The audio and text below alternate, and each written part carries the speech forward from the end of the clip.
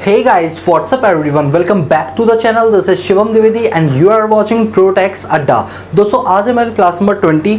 वैसे सैलरी में class number 2 है। आज हम पढ़ेंगे सैलरी वाले टॉपिक के आगे के टॉपिक्स। मेक श्योर आपने क्लास नंबर 1 देखी होगी सो दैट आपको सारे के सारे कॉन्सेप्ट्स क्लियर हो जाएंगे। दोस्तों क्लास नंबर 1 में हमने बेसिक फाउंडेशन तैयार किया था सैलरी के रिगार्डिंग। हमने देखा था कि सैलरी के बीच में एम्प्लॉयर एम्प्लॉय का रिलेशनशिप होना जरूरी है। इसके बाद फिर हमने फॉरेन टैक्सेबिलिटी वगैरह देखी थी, सैलरी में फॉरेन डिप्लोमेट्स वगैरह की जो सैलरी वगैरह आ रही है क्या वो भारत में टैक्स होगी या नहीं होगी। तो मेक श्योर क्लास 1 आपने बिल्कुल देखी हो सो दैट आज की क्लास आपको ज्यादा मीनिंगफुल लगेगी और ज्यादा फ्रूटफुल भी लगेगी और समझ में भी आएगी। ठीक है, तो चलिए बिना टाइम को वेस्ट किए हुए स्टार्ट करते हैं आज का सेशन।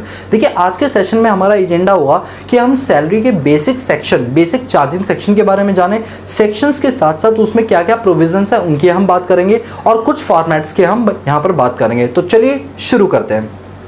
देखिए सबसे पहली बात ये होती है सैलरी क्या होता है। बड़े सिंपल तरीके से अगर मैं बताऊं तो अगर दो लोगों के बीच में एम्प्लॉयर और एम्प्लॉय का रिलेशनशिप है, एम्प्लॉयर अपने एम्प्लॉय को कैश की फॉर्म में कुछ दे रहा है या वो सुविधाओं की फॉर्म में, जिसको हम पर्क्स के नाम से जानते हैं, फुल फॉर्म होती है परक्यूजिट्स। अगर एक एम्प्लॉयर अपने एम्प्लॉय को कैश की फॉर्म में दे रहा है जिसे अलाउंस बोल रहे हैं, सुविधाओं की फॉर्म में दे रहा है जिसे हम परक्यूजिट बोल रहे हैं, अगर कुछ भी वो दे रहा है तो हर वो चीज उसके लिए क्या बन जाएगी? सैलरी बन जाएगी। बोलो क्या बन जाएगी? सैलरी बन जाएगी। तो आपको समझ आया? यानी सैलरी को बनने के लिए दो लोगों में एम्प्लॉयर एम्प्लॉय का रिलेशनशिप होना चाहिए। उसके बाद एम्प्लॉयर कुछ भी पे कर दे, कुछ भी पे कर दे, वो सब क्या है? आपकी सैलरी है। बोलो क्लियर है? यस सर क्लियर है। अब सुनिए, देखिए क्या होता है कि जब सैलरी टैक्स की जाती है, पूरा इनकम टैक्स जो हम पढ़ेंगे वो monthly, yearly, half yearly basis का नहीं होता, पूरे एक साल का होता है। और उस पूरे एक साल को हम प्रीवियस ईयर बोलते हैं और उसके असेसमेंट जिस साल करते हैं उसको असेसमेंट ईयर बोलते हैं। आपने सेक्शन नंबर 3 प्रीवियस ईयर पढ़ाई होगा और असेसमेंट का सेक्शन 2(9) आपने पढ़ाई था, याद आ रहा है चैप्टर नंबर 1 आपको। तो होता यह है कि जनरली जब साल खत्म होने को आता है, कभी कभी एम्प्लॉय ऐसा बोल देता है कि सर मुझे ना एडवांस सैलरी चाहिए। सैलरी किस पर चाहिए? एडवांस बेसिस पर चाहिए। तो उसका एम्प्लॉयर उसे कुछ महीने की सैलरी एडवांस में दे देता है। चलो मैं इसको एक बार लिखकर समझाता हूँ। दोस्तों ये जो लिखा हुआ है ना, अभी इसको इग्नोर करो, ये क्या लिखा हुआ है, मुझे जो चीज़ समझानी वो यहाँ पर नोट डाउन है। ठीक है, आओ देखो, मैं आपसे बात कर रहा हूँ कि जैसे मान लो ये मेरा एक प्रीवियस ईयर है। ठीक है, मान लेते हैं ये हमारा 2023 और ये हमारा 2024। ठीक है, तो इसका मतलब है कि 1/4/2023 को ईयर खत्म शुरू हुआ और 31 मार्च 2024 को हमारा ईयर कंप्लीट हुआ। होता यह है कि एम्प्लॉय ने कहा कि सर मुझे ना कुछ एडवांस सैलरी चाहिए। इसका मतलब ये है कि अगर मैं उसकी सैलरी 20,000 रुपये पर मंथ मानता हूँ तो एक साल में उसकी जो सैलरी ड्यू होती है वो होती है 2,40,000। कितनी होती है ड्यू बताइए? 2,40,000। उसने कहा कि सर अगले साल के लिए ना आप 2 महीने की सैलरी जो है वो प्लीज़ मुझे इसी साल एडवांस के रूप में दे दो, मुझे बहुत फंड्स की लिक्विडेशन की ज़रूरत पड़ रही है, प्लीज़ हो सके तो 2 महीने की मुझे अगले साल वाली सैलरी इसी साल में दे दो। तो होगा ये कि इसका एम्प्लॉयर मान जाएगा और इसे 20,000 इंटू 2 यानी 40,000 वो उसे इस महीने दे देगा, यानी इस प्रीवियस ईयर में वो उनको पे कर देगा। तो देखा जाए तो हमारी जो सैलरी इस बार पे हुई पूरे एक साल में वो कितनी हुई? 2,80,000 रुपये हुई। तो मेरा क्वेश्चन अभी फिलहाल आप लोगों से, ताकि मैं आपको सोचने पर मजबूर करूं, क्वेश्चन ये है कि मेरी जो इस प्रीवियस ईयर में, प्रीवियस ईयर 23-24, असेसमेंट ईयर 24-25 में जो मेरी सैलरी ड्यू होगी या सैलरी जो टैक्स की जाएगी वो कितनी की जाएगी? क्या वो 2,40,000 की जाएगी या फिर वो 2,80,000 की जाएगी? सोचिए जरा, दिमाग लगाइए कि मेरी सैलरी ड्यू है वो तो 2,40 है, बट मुझे रिसीव एडवांस में 2,80,000 रुपये हो गई। मतलब 2,40 तो इस साल का मिला, 20 यानी 40,000 अगले साल का भी इसी साल मिल गया, यानी एडवांस में मिल गया। तो मेरा क्वेश्चन ये था कि सैलरी हेड के अंदर मैं मेरी सैलरी को 2,40 दिखाऊंगा या 2,80 दिखाऊंगा? सोचो जरा, दिमाग लगाओ, आंसर मिल जाएगा, थोड़ा कॉमन सेंस लगाओ। सर हमको तो ऐसा लगता है कि सरकार ने ये कहा होगा कि जो सैलरी तुम्हारी ड्यू हुई है, ये देखो इवेंट पहले कौन सा हुआ, ड्यू पहले हुआ या रिसीव पहले हुआ। ध्यान से सुनो मैं क्या बोल रहा हूँ, थोड़ा सा टेक्निकल है बट बहुत ईजी है। ड्यू पहले हुआ या रिसीव पहले हुआ? सर ये कैसे पता लगाएंगे? सर हमको इतना तो क्लियर है कि यहाँ पर 2,40,000 तो ड्यू हुआ, क्योंकि जिस प्रीवियस ईयर 23-24 की हम बात कर रहे हैं उस प्रीवियस ईयर में ड्यू तो 2,40 हो रहा है, लेकिन उसी प्रीवियस ईयर में जो रिसीव हो रहा है वो तो 2,80 हो रहा है। यानी कि देखा जाए तो हमको रिसीव पहले हो रहा है, ड्यू बाद में हो रहा है, रिसीव हमें पहले हो रहा है। सर कैसे? देखिए जो ड्यू था वो भी मिला और अगले साल का भी मिल गया, तो बताइए अगले साल वाली सैलरी ड्यू हो पाई? अरे अगले साल की 2 महीने की सैलरी ड्यू हुई नहीं, बट वो रिसीव पहले हुए ना, तो इसलिए हम कहेंगे कि 2,80,000 रुपये हमें रिसीव हो गए। क्या हो गए 2,80,000 रुपए रिसीव हो गए। तो इस साल 2,80,000 रुपये आपको टैक्स देना पड़ेगा। इस साल की आपकी सैलरी इनकम ना 2,80,000 मानी जाएगी। कितनी मानी जाएगी? 2,80,000। तो सर चलो मान लिया हमने आपकी बात कि 2,80,000 रुपये हम टैक्स पे कर देंगे जो भी बनेगा। लेकिन जब सर अगले साल यानी प्रीवियस ईयर 24-25 और असेसमेंट ईयर 25-26 की जब हम बात करेंगे तो सैलरी कितनी मानेंगे? आप ध्यान से सुनना, यानी कि जब मैं इस प्रीवियस ईयर की बात कर रहा हूँ, यानी प्रीवियस ईयर में 23-24 की अगर बात करूँ और असेसमेंट ईयर 24-25 की बात करूँ, तो इस साल हम जो अपनी सैलरी टैक्स करेंगे वो करेंगे 2,80,000 रुपयों से। कितने से करेंगे? 2,80,000 रुपयों से। लेकिन जो अगले साल की सैलरी है ना वो ड्यू कितनी होगी? सर ड्यू होगी 2,40,000, लेकिन मिलेगी कितनी? 2 लाख रुपए। कितनी मिलेगी? 2 लाख। सर क्यों? क्योंकि 40,000 तुम पहले ले चुके ना, तो इस साल तो तुम्हें सिर्फ 2 ही लाख मिलेगी ना। इसका मतलब ये हुआ कि तुम्हारी रियलिटी में सैलरी 2,40 ड्यू ही नहीं हुई थी। तुम्हारी सैलरी 2,40 रियलिटी में ड्यू नहीं हुई थी, 40,000 तो उसने ड्यू ही नहीं की, यानी कि ये कितना आ गया? 2 लाख। तो 2 लाख यानी अगले साल तुम्हारा यानी प्रीवियस ईयर 24-25 के अंदर तुम्हारी सैलरी टैक्स की जाएगी वो 2 लाख की जाएगी, 2,40 नहीं की जाएगी, क्योंकि 40,000 पहले ही टैक्स हो चुकी है। 40,000 तुम्हारी सैलरी पहले ही टैक्स हो चुकी है। अरे जब पहले टैक्स हो चुकी है तो क्या अगले साल दोबारा टैक्स ले लोगे उसके ऊपर? नहीं। अब थोड़ा कॉमन सेंस लगाओ, 2 साल की सैलरी कितनी हुई? 2,40 यानी 480। आप देखिए पहले कितना टैक्स हुआ? 280। फिर कितना टैक्स हुआ? 2 लाख। तो 480 नहीं हो गया? अरे फर्क इतना ही तो है कि जो चीज बाद में टैक्स होती है सरकार ने वो पहले कर ली, वो भी इसलिए क्योंकि तुमने रिसीव पहले कर लिया। नहीं करते तुम रिसीव तो इस साल भी 2,40 होती, अगले साल भी 2,40 सैलरी टैक्स की जाती, बट क्योंकि तुमने रिसीव पहले कर लिया तो 280 हो गई तुम्हारी, और अगले साल उतने से ही वो सैलरी कम कर दी जाएगी। बात मेरी समझ पा रहे हो?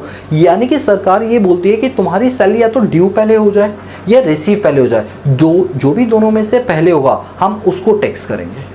हम किसको टैक्स करेंगे? उसको टैक्स करेंगे। सर थोड़े से एग्जाम्पल और दे दोगे? हाँ चलो एक एग्जाम्पल और देता हूँ, ठीक है, जिससे आपकी कॉन्सेप्ट और क्लियर हो जाए।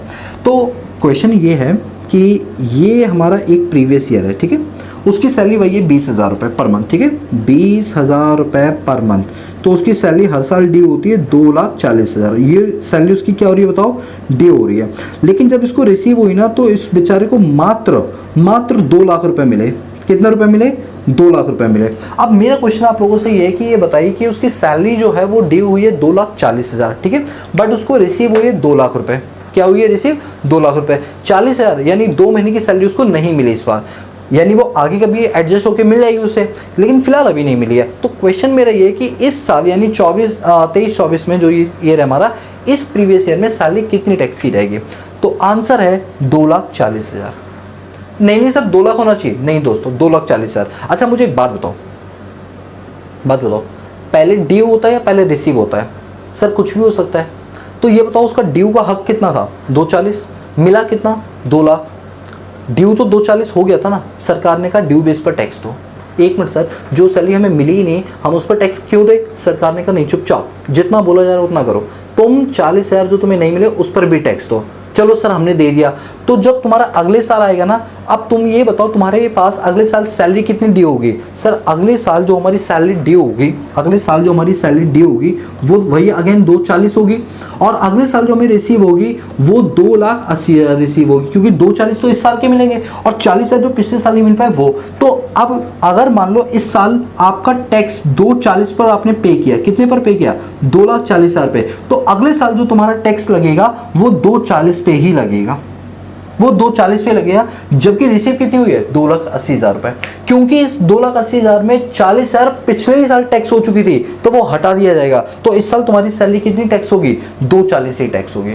भाई सरकार को उतनी ही सैलरी माननी जितनी है, फर्क इतना है कि आगे पीछे कभी इस साल मान लेंगे कभी अगले साल मान ले, बस यही है। तो मोरल ऑफ द स्टोरी हमारी ये निकल के आती है कि अगर दो लोगों के बीच में एम्प्लॉयर और एम्प्लॉय का रिलेशनशिप है, एम्प्लॉयर से एम्प्लॉय को कुछ भी मिला है तो वो क्या बन जाएगा? उसके लिए सैलरी बन जाएगा। सैलरी ड्यू और रिसीव दो चीजें होती हैं। अगर ड्यू पहले हो गई तो टैक्स कर दो, रिसीव पहले हो गई तो टैक्स कर दो, यानी ड्यू बेसिस और receive basis which ever is earlier, जो भी दोनों में से पहले हो जाए हम उसको टैक्स कर देंगे। जैसे इस वाले एग्जांपल के अंदर उसकी सैलरी ड्यू 2,40 हुई थी लेकिन उसको रिसीव हो गई थी 2,80, तो दोनों में से पहले क्या हुआ? ड्यू हुआ रिसीव हुआ? सर वो तो रिसीव हो गया, एक्स्ट्रा पैसा मिल गया तो 280 पर टैक्स कर दो। अगले साल जब टैक्स करेंगे तो 240 ड्यू होगा, 2 लाख रुपए में मिलेंगे, तो किस पर करेंगे, 240 में से 40 तो पहले ही मिल चुका है, तो कितना बचा, 2 लाख, 2 लाख 2 लाख यानी सेम ही है, तो 2 लाख पर टैक्स हो जाएगा।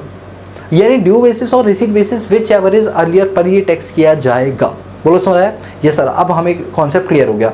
तो अब मेरी बातों को ध्यान से सुनेंगे सभी लोग, मेरी बातों को ध्यान से सुनो। देखना, अब मैं ना सैलरी को थोड़ा सा एक्सप्लेन करूंगा, एक एक लाइन एक एक चीज़ को अब हम डिफाइन करेंगे, ठीक है। देखिए सैलरी का जो सेक्शन है वो सेक्शन 15 से लेकर 17 तक होता है। मैंने आपको स्टार्टिंग क्लासेस में ही बताया था कि सैलरी का सेक्शन 15 से 17 पर होता है। तो जो सेक्शन नंबर 15 है ना, that is called charging section. Sir charging section तो आपने हमको इनकम टैक्स में सेक्शन नंबर 4 बताया था, आज आप कुछ और बता रहे हो। देखिए दोस्तों, वो इनकम टैक्स का चार्जिंग सेक्शन था, और जो मैं बता रहा हूँ सेक्शन 15, ये सैलरी का चार्जिंग सेक्शन है। किसका है? सैलरी का चार्जिंग सेक्शन है। सर आपने तो उस टाइम में यही बताया था कि इनकम टैक्स चार्ज होगा नहीं होगा, ये सेक्शन नंबर 4 बताएगा। हाँ दोस्तों, मैं अपनी बात से डिनाई बिल्कुल भी नहीं कर रहा, मैंने यही बताया था कि सेक्शन नंबर 4 जो है वो charging section of income tax है, जो ये बताता है कि असेसीज के ऊपर इनकम टैक्स लगेगा अगर उनकी इनकम प्रेस्क्राइब लिमिट से ज़्यादा हो गई है। बिल्कुल सही कहा आप लोगों ने। लेकिन जो सेक्शन नंबर 15 है ना सैलरी का सेक्शन शुरू ही 15 से होता है, तो जो पहला ही सेक्शन होता है ना वो ये बताता है कि इस हेड में कौन सी इनकम आएगी। इसीलिए हम इसको सेक्शन 15 को क्या बोलेंगे? Charging section of salary. क्या बोलेंगे? चार्जिंग सेक्शन ऑफ सैलरी बोलेंगे। बोलो बात समझ आई? ये सर हमें अब समझ आ गई कि तो सर अब ये बताइए कि जितने भी हेड्स ऑफ इनकम है उसमें जो उनका पहला वाला सेक्शन होगा क्या वो हमेशा चार्जिंग सेक्शन होगा? Answer is yes, answer is yes. जो पहला वाला सेक्शन होगा वो चार्जिंग सेक्शन ही होगा। बात समझ में आ रही है? ये सर बिल्कुल समझ में आ रही है। तो इसीलिए जो सैलरी हेड है ना हमारा, उसका जो पहला सेक्शन है वो 15, that is called be a charging section, जो बताता है कि सैलरी हेड में कौन सी इनकम आएगी कौन सी नहीं आएगी। इसी तरह हाउस प्रॉपर्टी का सेक्शन नंबर 22 बताता है चार्जिंग सेक्शन की हाउस प्रॉपर्टी में कौन सी इनकम आएगी। इसी तरीके से पीजीपी का सेक्शन नंबर 28 बताता है चार्जिंग सेक्शन पीजीपी में कौन सी इनकम आएगी कौन सी नहीं आएगी। इसी तरह कैपिटल गेन का सेक्शन नंबर 45 बताता है कैपिटल गेन में कौन सी इनकम आएगी कौन सी नहीं आएगी। इसी तरह अदर सोर्सेस में बताता है सेक्शन 56 अदर सोर्स में कौन सी इनकम आएगी या नहीं आएगी। सर अब हम समझ चुके हैं कि कोई भी हेड का जो पहला सेक्शन होगा वो उस पर्टिकुलर हेड का बनेगा चार्जिंग सेक्शन, लेकिन ओवरऑल इनकम टैक्स का चार्जिंग सेक्शन है वो बनेगा 4। ओवरऑल जो इनकम टैक्स का चार्जिंग सेक्शन बनेगा वो बनेगा 4। लेकिन जब पर्टिकुलर हेड की बात करें तो हेड का जो पहला सेक्शन होगा वो उस पर्टिकुलर हेड का बन जाएगा चार्जिंग सेक्शन। इसीलिए सैलरी का जो सेक्शन 15 से 17 शुरू होता है, तो 15 जो शुरुआत है उसी को हम चार्जिंग सेक्शन के नाम से जानते हैं, जो हमको क्लियर कट बताएगा कि ये वाली इनकम सैलरी में आएगी और ये वाली इनकम सैलरी में नहीं आएगी। तो अभी जो हम पढ़ने के लिए आ रहे हैं that is section number 15, that is section number 15। तो चलिए स्टार्ट करते हैं अपने चार्जिंग सेक्शन को। देखिए section number 15 charging section of salary. I hope इतना बार बोलने के बाद आपको ये सेक्शन भी याद हो गया होगा, चार्जिंग सेक्शन ऑफ सैलरी। ठीक है, देखिए क्या लिखा है, if there is a relationship between two person is employer and employ. अगर दो व्यक्तियों के बीच में एम्प्लॉयर और एम्प्लॉय का रिलेशनशिप है, और या फिर they are having contract of employment. मैंने आपको लास्ट क्लास में बताया था ना, दो टाइप के कॉन्ट्रैक्ट होते हैं, contract of employment, contract for employment. Contract of employment में आप सामने वाले की टर्म्स एंड कंडीशन पे काम करते हैं और ऐसे में वो इंसान आपका एम्प्लॉयर बन जाता है और आप उसके एम्प्लॉय बन जाते हैं, और वो जो कुछ भी देता है वो आपके सैलरी हेड में टैक्स हो जाता है। वहीं दूसरी तरफ हमने पढ़ा था कॉन्ट्रैक्ट फॉर एम्प्लॉयमेंट, जिसके अंदर क्या होता है, आप उनको अपनी प्रोफेशनल सर्विसेज रेंडर्ड कर रहे हैं, तो ऐसे में पीजीबीपी आपकी इनकम मानी जाती है, वो कोई एम्प्लॉयर एम्प्लॉय का रिलेशनशिप नहीं होता। तो या तो मैं बोल सकता हूं कि दो लोगों के बीच में एम्प्लॉयर एम्प्लॉय का रिलेशनशिप है, या मैं ऐसा भी बोल सकता हूं कि दो लोगों के बीच में एक कॉन्ट्रैक्ट हुआ है, वो भी कॉन्ट्रैक्ट ऑफ सर्विसेज का। तो दोनों ही क्या माने जाएंगे? सैलरी मानी जाएंगी। दोनों के दोनों क्या मानेंगे? सैलरी मानेंगे। चाहे आप ऐसे बोलो कि दो लोगों के बीच में रिलेशनशिप दो या दो से ज़्यादा लोगों का है, वो भी कैसा है? एम्प्लॉयर और एम्प्लॉय का। या आप ऐसे बोलो कि दो लोगों के बीच में कॉन्ट्रैक्ट है, वो भी कौन सा? कॉन्ट्रैक्ट ऑफ एम्प्लॉयमेंट, तो भी वो सैलरी हेड के ही अंदर जाएगा। इन सच केसेस, मतलब इन दोनों में से दोनों केस में या किसी भी एक केस में, in such cases whatever amount is paid by employer, कोई भी अमाउंट जो तुम्हारे एम्प्लॉयर ने, चाहे वो फॉर्मर एम्प्लॉयर ही क्यों ना हो, टू हिज और हर एम्प्लॉय, उसने अपने एम्प्लॉय, चाहे वो मेल हो या वो फीमेल हो, जो भी पे किया होगा, are chargeable under the heads of salary. जो भी अमाउंट पे किया होगा हम उसे सैलरी हेड के अंदर डाल देंगे। बताइए कौन से हेड में डालेंगे? सर सैलरी हेड में डालेंगे। देखो इस लाइन को जितना ज़्यादा आप अपने मन के अंदर, अपने शरीर के अंदर जानने दोगे, उतना तुम्हें चैप्टर ईजी लगेगा। एक एक चीज़ को डिटेल में पढ़ो, बार बार पढ़ो, 1000 बार पढ़ो, लेकिन ये याद रखो जब वीडियो बंद करो तो वो सारी चीज़ें आपको याद होनी चाहिए। एक बार प्लीज़ मेरे साथ एक बार ज़रा स्टार्टिंग करिए। ठीक है, स्टार्टिंग करिए प्लीज। हमने आते ही पढ़ा कि सेक्शन नंबर 15 होता है, that is called be a charging section of salary, जो ये बताता है कि मेरे हेड में यानी सैलरी के हेड में कौन कौन सी इनकम आएगी और कौन कौन सी इनकम नहीं आएगी। इस section number 15 charging section of salary ने साफ क्लियर कर दिया, मेरे हेड में आने के लिए पहले तुम्हें रिलेशनशिप में आना पड़ेगा। सही में सर? अरे वो नहीं जो तुम सोच रहे हो, रिलेशनशिप एम्प्लॉयर एम्प्लॉय की बात कर रहे हैं। कहाँ पहुंच गए? इधर आओ। दो लोगों के बीच में कैसा रिलेशनशिप होना चाहिए? एम्प्लॉयर और एम्प्लॉय का। सर हमको तो लगा कि आप शायद हमारी बात करो, दुखती नस पे आपने हाथ रख दिया। तुम्हारी बात नहीं कर भाई, एम्प्लॉयर एम्प्लॉय की बात कर रहा हूँ। दो लोगों के बीच में एम्प्लॉयर एम्प्लॉय का रिलेशनशिप है, और या तो ये होगा, नहीं तो दो लोगों के बीच में अगर कॉन्ट्रैक्ट ऑफ एम्प्लॉयमेंट है तो हम ऐसे केस में एक पार्टी को एम्प्लॉयर जो पेयर होगा और जिसको मिलेगा पे उसको हम एम्प्लॉय मान लेंगे, और एम्प्लॉयर के द्वारा दिया गया कोई भी अमाउंट, चाहे वो कैश की फॉर्म में हो, सुविधाओं की फॉर्म में हो, हम उसको सैलरी मान लेंगे। समझ आई बात? लाइन एक बार दोबारा पढ़ें, जितनी बार पढ़ेंगे कॉन्सेप्ट उतना क्लियर होगा। ठीक है, if there is a relationship between two person is employer and employee, or they are having contract of employment, in such cases whatever amount is paid by employer former employee to his or her employee are chargeable under the heads of salary। ठीक है, अब ये जो line लिखी ना, either on due basis or receipt basis whichever is earlier, उसका example ये रहा, उसका एग्जांपल आपके सामने है। ठीक है, ड्यू हो गई है तो टैक्स कर दो, या रिसीव हो गई तो टैक्स कर दो, दोनों में से जो पहले इवेंट हो गया उसके हिसाब से काम करेंगे। ड्यू बेसिस और receipt basis, which ever is earlier, जो भी दोनों में से पहले हो जाएगा वो सैलरी हेड में क्या हो जाएगा? हमारा टैक्स हो जाएगा। अरे क्लियर है ना? Yes sir. चलिए, इसके बाद यहाँ पर 3 पॉइंट लिखे हैं, वो क्या? Any amount paid in advance to employ before due. देखिए यहाँ पर मैंने एडवांस वाला एग्जांपल लिया था ना, 2 से उसे 40,000 उसे एडवांस में मिल गए तो भी वो सैलरी का पार्ट बन जाएगा। ठीक है, दूसरा amount due but not paid by employ during the year. हो सकता है यहाँ पर जैसे एग्जांपल, दूसरा एग्जांपल लिया था कि ड्यू तो जो 240 हुई बट रिसीव कितना हुआ? 2 लाख, यानी ड्यू तो हो गया बट पेड नहीं किया, फिर भी 240 पर ही टैक्स लगेगा, ड्यू बेसिस पर लग जाएगा। तो ये रिसीव और ये ड्यू बेस का एग्जाम्पल था। Arrear of salary not charge to tax in earlier years, ये एरियर ऑफ सैलरी क्या होता है मैं अभी आपको थोड़ी देर में पढ़ाऊंगा, अभी फॉर्मेट कराऊंगा ना मैं उसमें पढ़ाऊंगा एरियर ऑफ सैलरी क्या होता है। तो बताइए, इसको अभी एरियर ऑफ सैलरी को छोड़ दो, बाकी पॉइंट्स आपको क्लियर है? ये सर में क्लियर होगा। क्लियर कट ये बोला गया है कि सेक्शन नंबर 15 ये बोलता है एम्प्लॉयर एम्प्लॉय का रिलेशनशिप होना चाहिए, इसका एम्प्लॉयर कुछ भी देगा वो सब के सब काम आएगा, उसके सैलरी हेड की इनकम मानी जाएगी। ठीक है दोस्तों, ये वाला जो पार्ट है ना इसको मैं रब कर रहा हूँ क्योंकि ये वाला पार्ट जस्ट समझाने के लिए था, ये आपका मेन मतलब मेन चीज़ आपकी नहीं है। ठीक, तो इसको एक बार मैं रब कर देता हूं। चलिए अब आते हैं अपने अगले कॉन्सेप्ट की ओर। अब हम बात करेंगे फॉर्मेट ऑफ सैलरी की या कंपोनेंट ऑफ सैलरी। आप ऐसे समझिए कि मैं बात कर रहा हूँ कंपोनेंट ऑफ सैलरी की, सैलरी की क्या क्या कंपोनेंट्स होते हैं। ठीक है, उसकी बात करूंगा। देखिए तो हेडिंग डालूं? हाँ हेडिंग बिल्कुल डालो। तो हेडिंग हमारी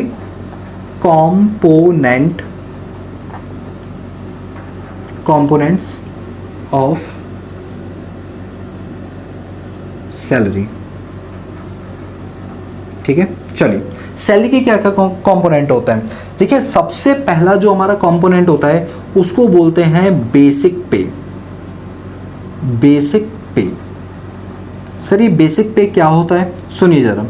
बेसिक पे का मतलब ये होता है कि जब आप इंटरव्यू के लिए जाते हैं, जब आप कहाँ जाते हैं? इंटरव्यू के लिए, तो एम्प्लॉयर आपसे कई सारे क्वेश्चंस करता है। आपका नाम क्या है, आपकी एकेडमिक क्वालिफिकेशन क्या है, आपकी फैमिली का बैकग्राउंड क्या है, आपने इससे पहले क्या क्या अचीवमेंट्स किए, इससे पहले कहीं काम किया है, क्या आपका रोल था, क्या आपकी वहाँ पर ड्यूटीज़ थी, क्या रिस्पॉन्सिबिलिटीज़ थी, वो हर एक चीज़ की डिटेल आपसे जानता है और उसके आधार पे वो आपके द्वारा दी गई सर्विसेज की एक वैल्यू निकालता है। उसके आधार पे वो आपके द्वारा दी जाने वाली सर्विसेज की एक वैल्यू यानी कीमत निकालता है और उसी कीमत को हम बेसिक पे कहते हैं। उसी कीमत को क्या बोलते हैं? बेसिक पे। फिर से सुनो मैं जो बोल रहा हूँ, सैलरी के अंदर पहला जो कंपोनेंट आता है दैट इज कॉल्ड बेसिक पे। बेसिक पे का मतलब होता है एक इंसान के पास जो उसकी नॉलेज है, जो इंटरव्यू के समय वो दिखा रहे हैं या बता रहे हैं अपनी, उसके पास जो स्किल्स हैं, उसके पास जो एक्सपर्टीज़ है, उसके पास जो एक स्पेशलाइज्ड बॉडी ऑफ नॉलेज है, उसके आधार पे एम्प्लॉयर के द्वारा उसकी सर्विसेज की एक गणना की जाती है, एक कैलकुलेशन की जाती है, जिस कैलकुलेशन को बेसिक पे कहा जाता है। यानी सर कुछ एग्जांपल दोगे? हाँ मैं बिल्कुल एग्जांपल दूंगा। लेट सपोज कि मैं एक एम्प्लॉयर हूँ, मैं दो लोगों के इंटरव्यू ले रहा हूँ, जिसमें एक एम्प्लॉय है जिसका नाम है ए, दूसरा एम्प्लॉय जिसका नाम है बी। ए कहता है कि मैं ग्रेजुएट हूँ, SRCC कॉलेज से मैं पढ़ा हुआ हूँ और CA फाइनल ईयर में हूँ, मान लो जस्ट एग्जांपल वो ऐसा बोल रहा है। वहीं दूसरा कैंडिडेट है वो ये बोलता है कि मैंने रिसेंटली अभी 12th पास आउट किए और ग्रेजुएशन में एनरोलमेंट किया और मुझे कंप्यूटर चलाना आता है, ठीक है। अब सोचे दोनों ही अच्छे कैंडिडेट हैं अपने अपने एज के अकॉर्डिंग, बट मिस्टर ए जो है ना वो मुझे ज़्यादा काबिलियत वाला लग रहा है बिकॉज उसने ग्रेजुएशन वगैरह कर रखी है। तो सेम पोस्ट अगर ए को मैं दूंगा तो ए की सैलरी फॉर एग्जांपल मैं रखूंगा 20,000 रुपये, लेकिन सेम पोस्ट जब मैं मिस्टर बी को दूंगा तो उसकी सैलरी पैकेज रखूंगा 12,000 रुपये। सर जब सेम पोस्ट है सेम काम है तो आप अलग अलग क्यों कर रहे हो? क्योंकि मिस्टर ए के पास एक्सपीरियंस, नॉलेज और skills as comparison to B ज़्यादा है, इसलिए उसको एक्स्ट्रा पे दिया जा रहा है।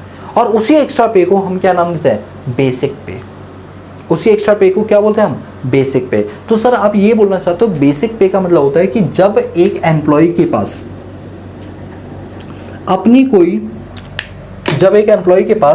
अपनी कोई नॉलेज होती है, उसके पास कोई एक्सपीरियंस है प्रीवियस वर्क का, या उसके पास कोई स्किल्स है, उसके आधार पे एम्प्लॉयर उसकी एक कैलकुलेशन कर रहा है कि उसकी क्या कीमत होनी चाहिए, उसकी नहीं कीमत होनी चाहिए, उसके द्वारा दी गई सर्विसेज की क्या कीमत होनी चाहिए, उसी को हम बोलते हैं बेसिक पे। और बेसिक पे हमारे सैलरी का सबसे पहला कंपोनेंट है। क्या है? सबसे पहला कंपोनेंट है, ठीक है। बेसिक पे के बाद और क्या एम्प्लॉयर एम्प्लॉय को दे सकता है? बेसिक पे के बाद दिया जाता है डियरनेस अलाउंस, डियरनेस अलाउंसेस, ठीक है। क्या दिया था बताइए? DNS allowances. अब ये डीएनएस अलाउंसेस क्या होते हैं? देखिए डीएनएस का मतलब होता है महंगाई, अलाउंसेस का मतलब होता है भत्ता। जिस तरीके से इन्फ्लेशन बढ़ती जा रही है हमारी सैलरी एक्सपोनेंशियली भी बढ़नी चाहिए। अब मैं आपको एक एग्जांपल देता हूँ। लेट सपोज भारत में महंगाई बढ़ने का जो स्तर है, जो रेट है वो 8% है। कितना है? 8% है।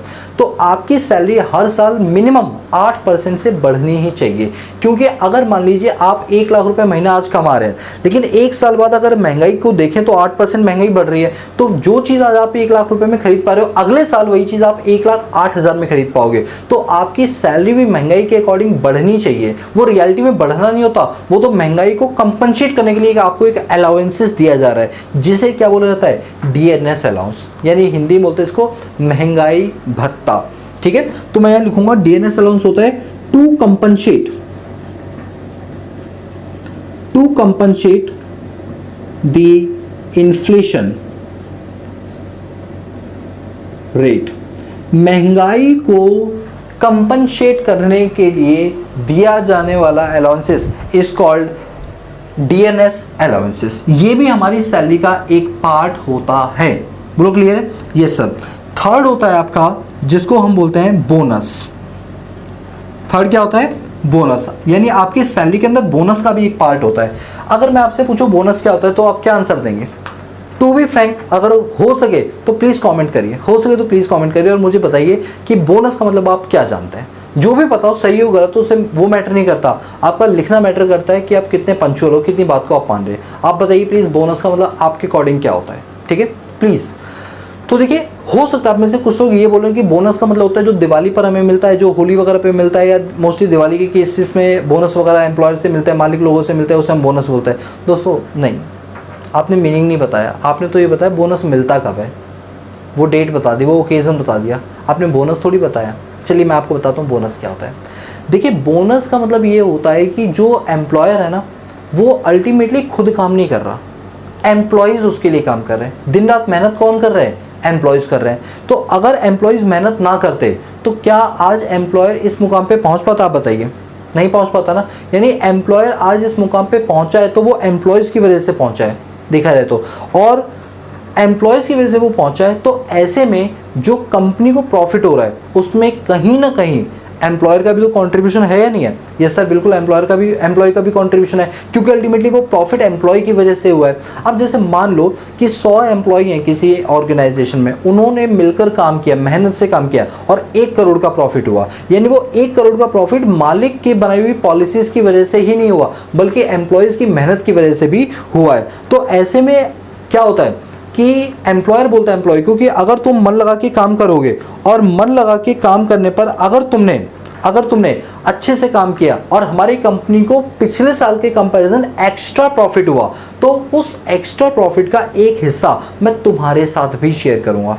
अगर एम्प्लॉयर ने ऐसा आपको बोल दिया तो आप मेहनत से दिल लगा के तन मन और धन पूरा अपने जॉब पे लगा दोगे और सोचोगे कि मुझे सैलरी तो मिलती ही है, मुझे बेसिक पे डीए वगैरह तो मिलता है, लेकिन अगर मैंने अच्छे से काम किया और मेरे काम अच्छे काम करने की वजह से, या जितने लोग यहाँ पर खड़े हैं इन सभी लोगों के अच्छे काम करने से यदि कंपनी को कुछ एक्स्ट्रा प्रॉफिट हुआ लास्ट ईयर के कंपैरिजन में, मान लो लास्ट ईयर प्रॉफिट 1 करोड़ हुआ था, इस बार अगर 1 करोड़ 20 लाख हुआ, 1.2 करोड़ हुआ, तो जो ये 20 लाख रुपीस एक्स्ट्रा हुआ ना, उसका 0.1% मुझे भी मिलेगा। तो मैं और एनर्जेटिक होकर काम करूंगा, मेरा फोकस टाइम पर नहीं होगा, टारगेट पर होगा जो मैं सोच कर आया हूँ। होगा नहीं होगा आप बताइए। अगर आप एक मालिक है और आप अपने एम्प्लॉयज़ को बोल दो कि तुम्हें सैलरी तो दूंगा ही दूंगा, लेकिन अगर तुम्हारे एक्स्ट्रा काम करने की वजह से, तुम्हारी मेहनत की वजह से, तुम्हारे स्किल्ड होने की वजह से अगर कंपनी का प्रॉफिट बढ़ा, तो बढ़े हुए प्रॉफिट का, जितना बढ़ा है प्रॉफिट, उस बढ़े हुए प्रॉफिट का एक हिस्सा मैं तुम्हारे साथ शेयर करूंगा, जिसको क्या बोला जाता है? बोनस बोला जाता है।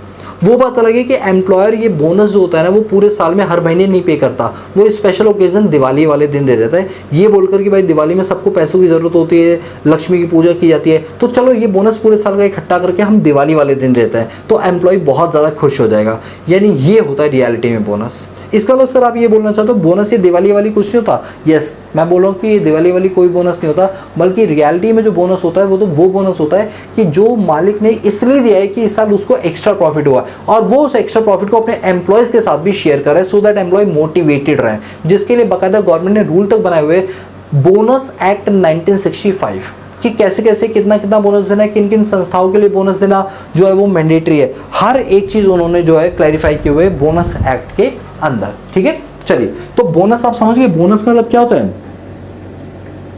Share of extra profit. जो कंपनी को एक्स्ट्रा प्रॉफिट हुआ है उसका जो एक हिस्सा है वो अपने एम्प्लॉयज के साथ शेयर कर रहे हैं और उसी को क्या नाम दिया गया है? बोनस का नाम दिया गया है। बोलो, आपको बोनस समझ आया? बोनस क्लियर है? यस सर, क्लियर है। इसके बाद और क्या दिया जाता है एक एम्प्लॉयर के द्वारा एम्प्लॉय को? That is commission.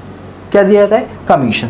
आइए, बोनस के बाद दिया जाता है कमीशन। अच्छा, बाद और पहले इससे कोई मतलब नहीं, वो तो मैं ऊपर नीचे भी लिख सकता हूँ।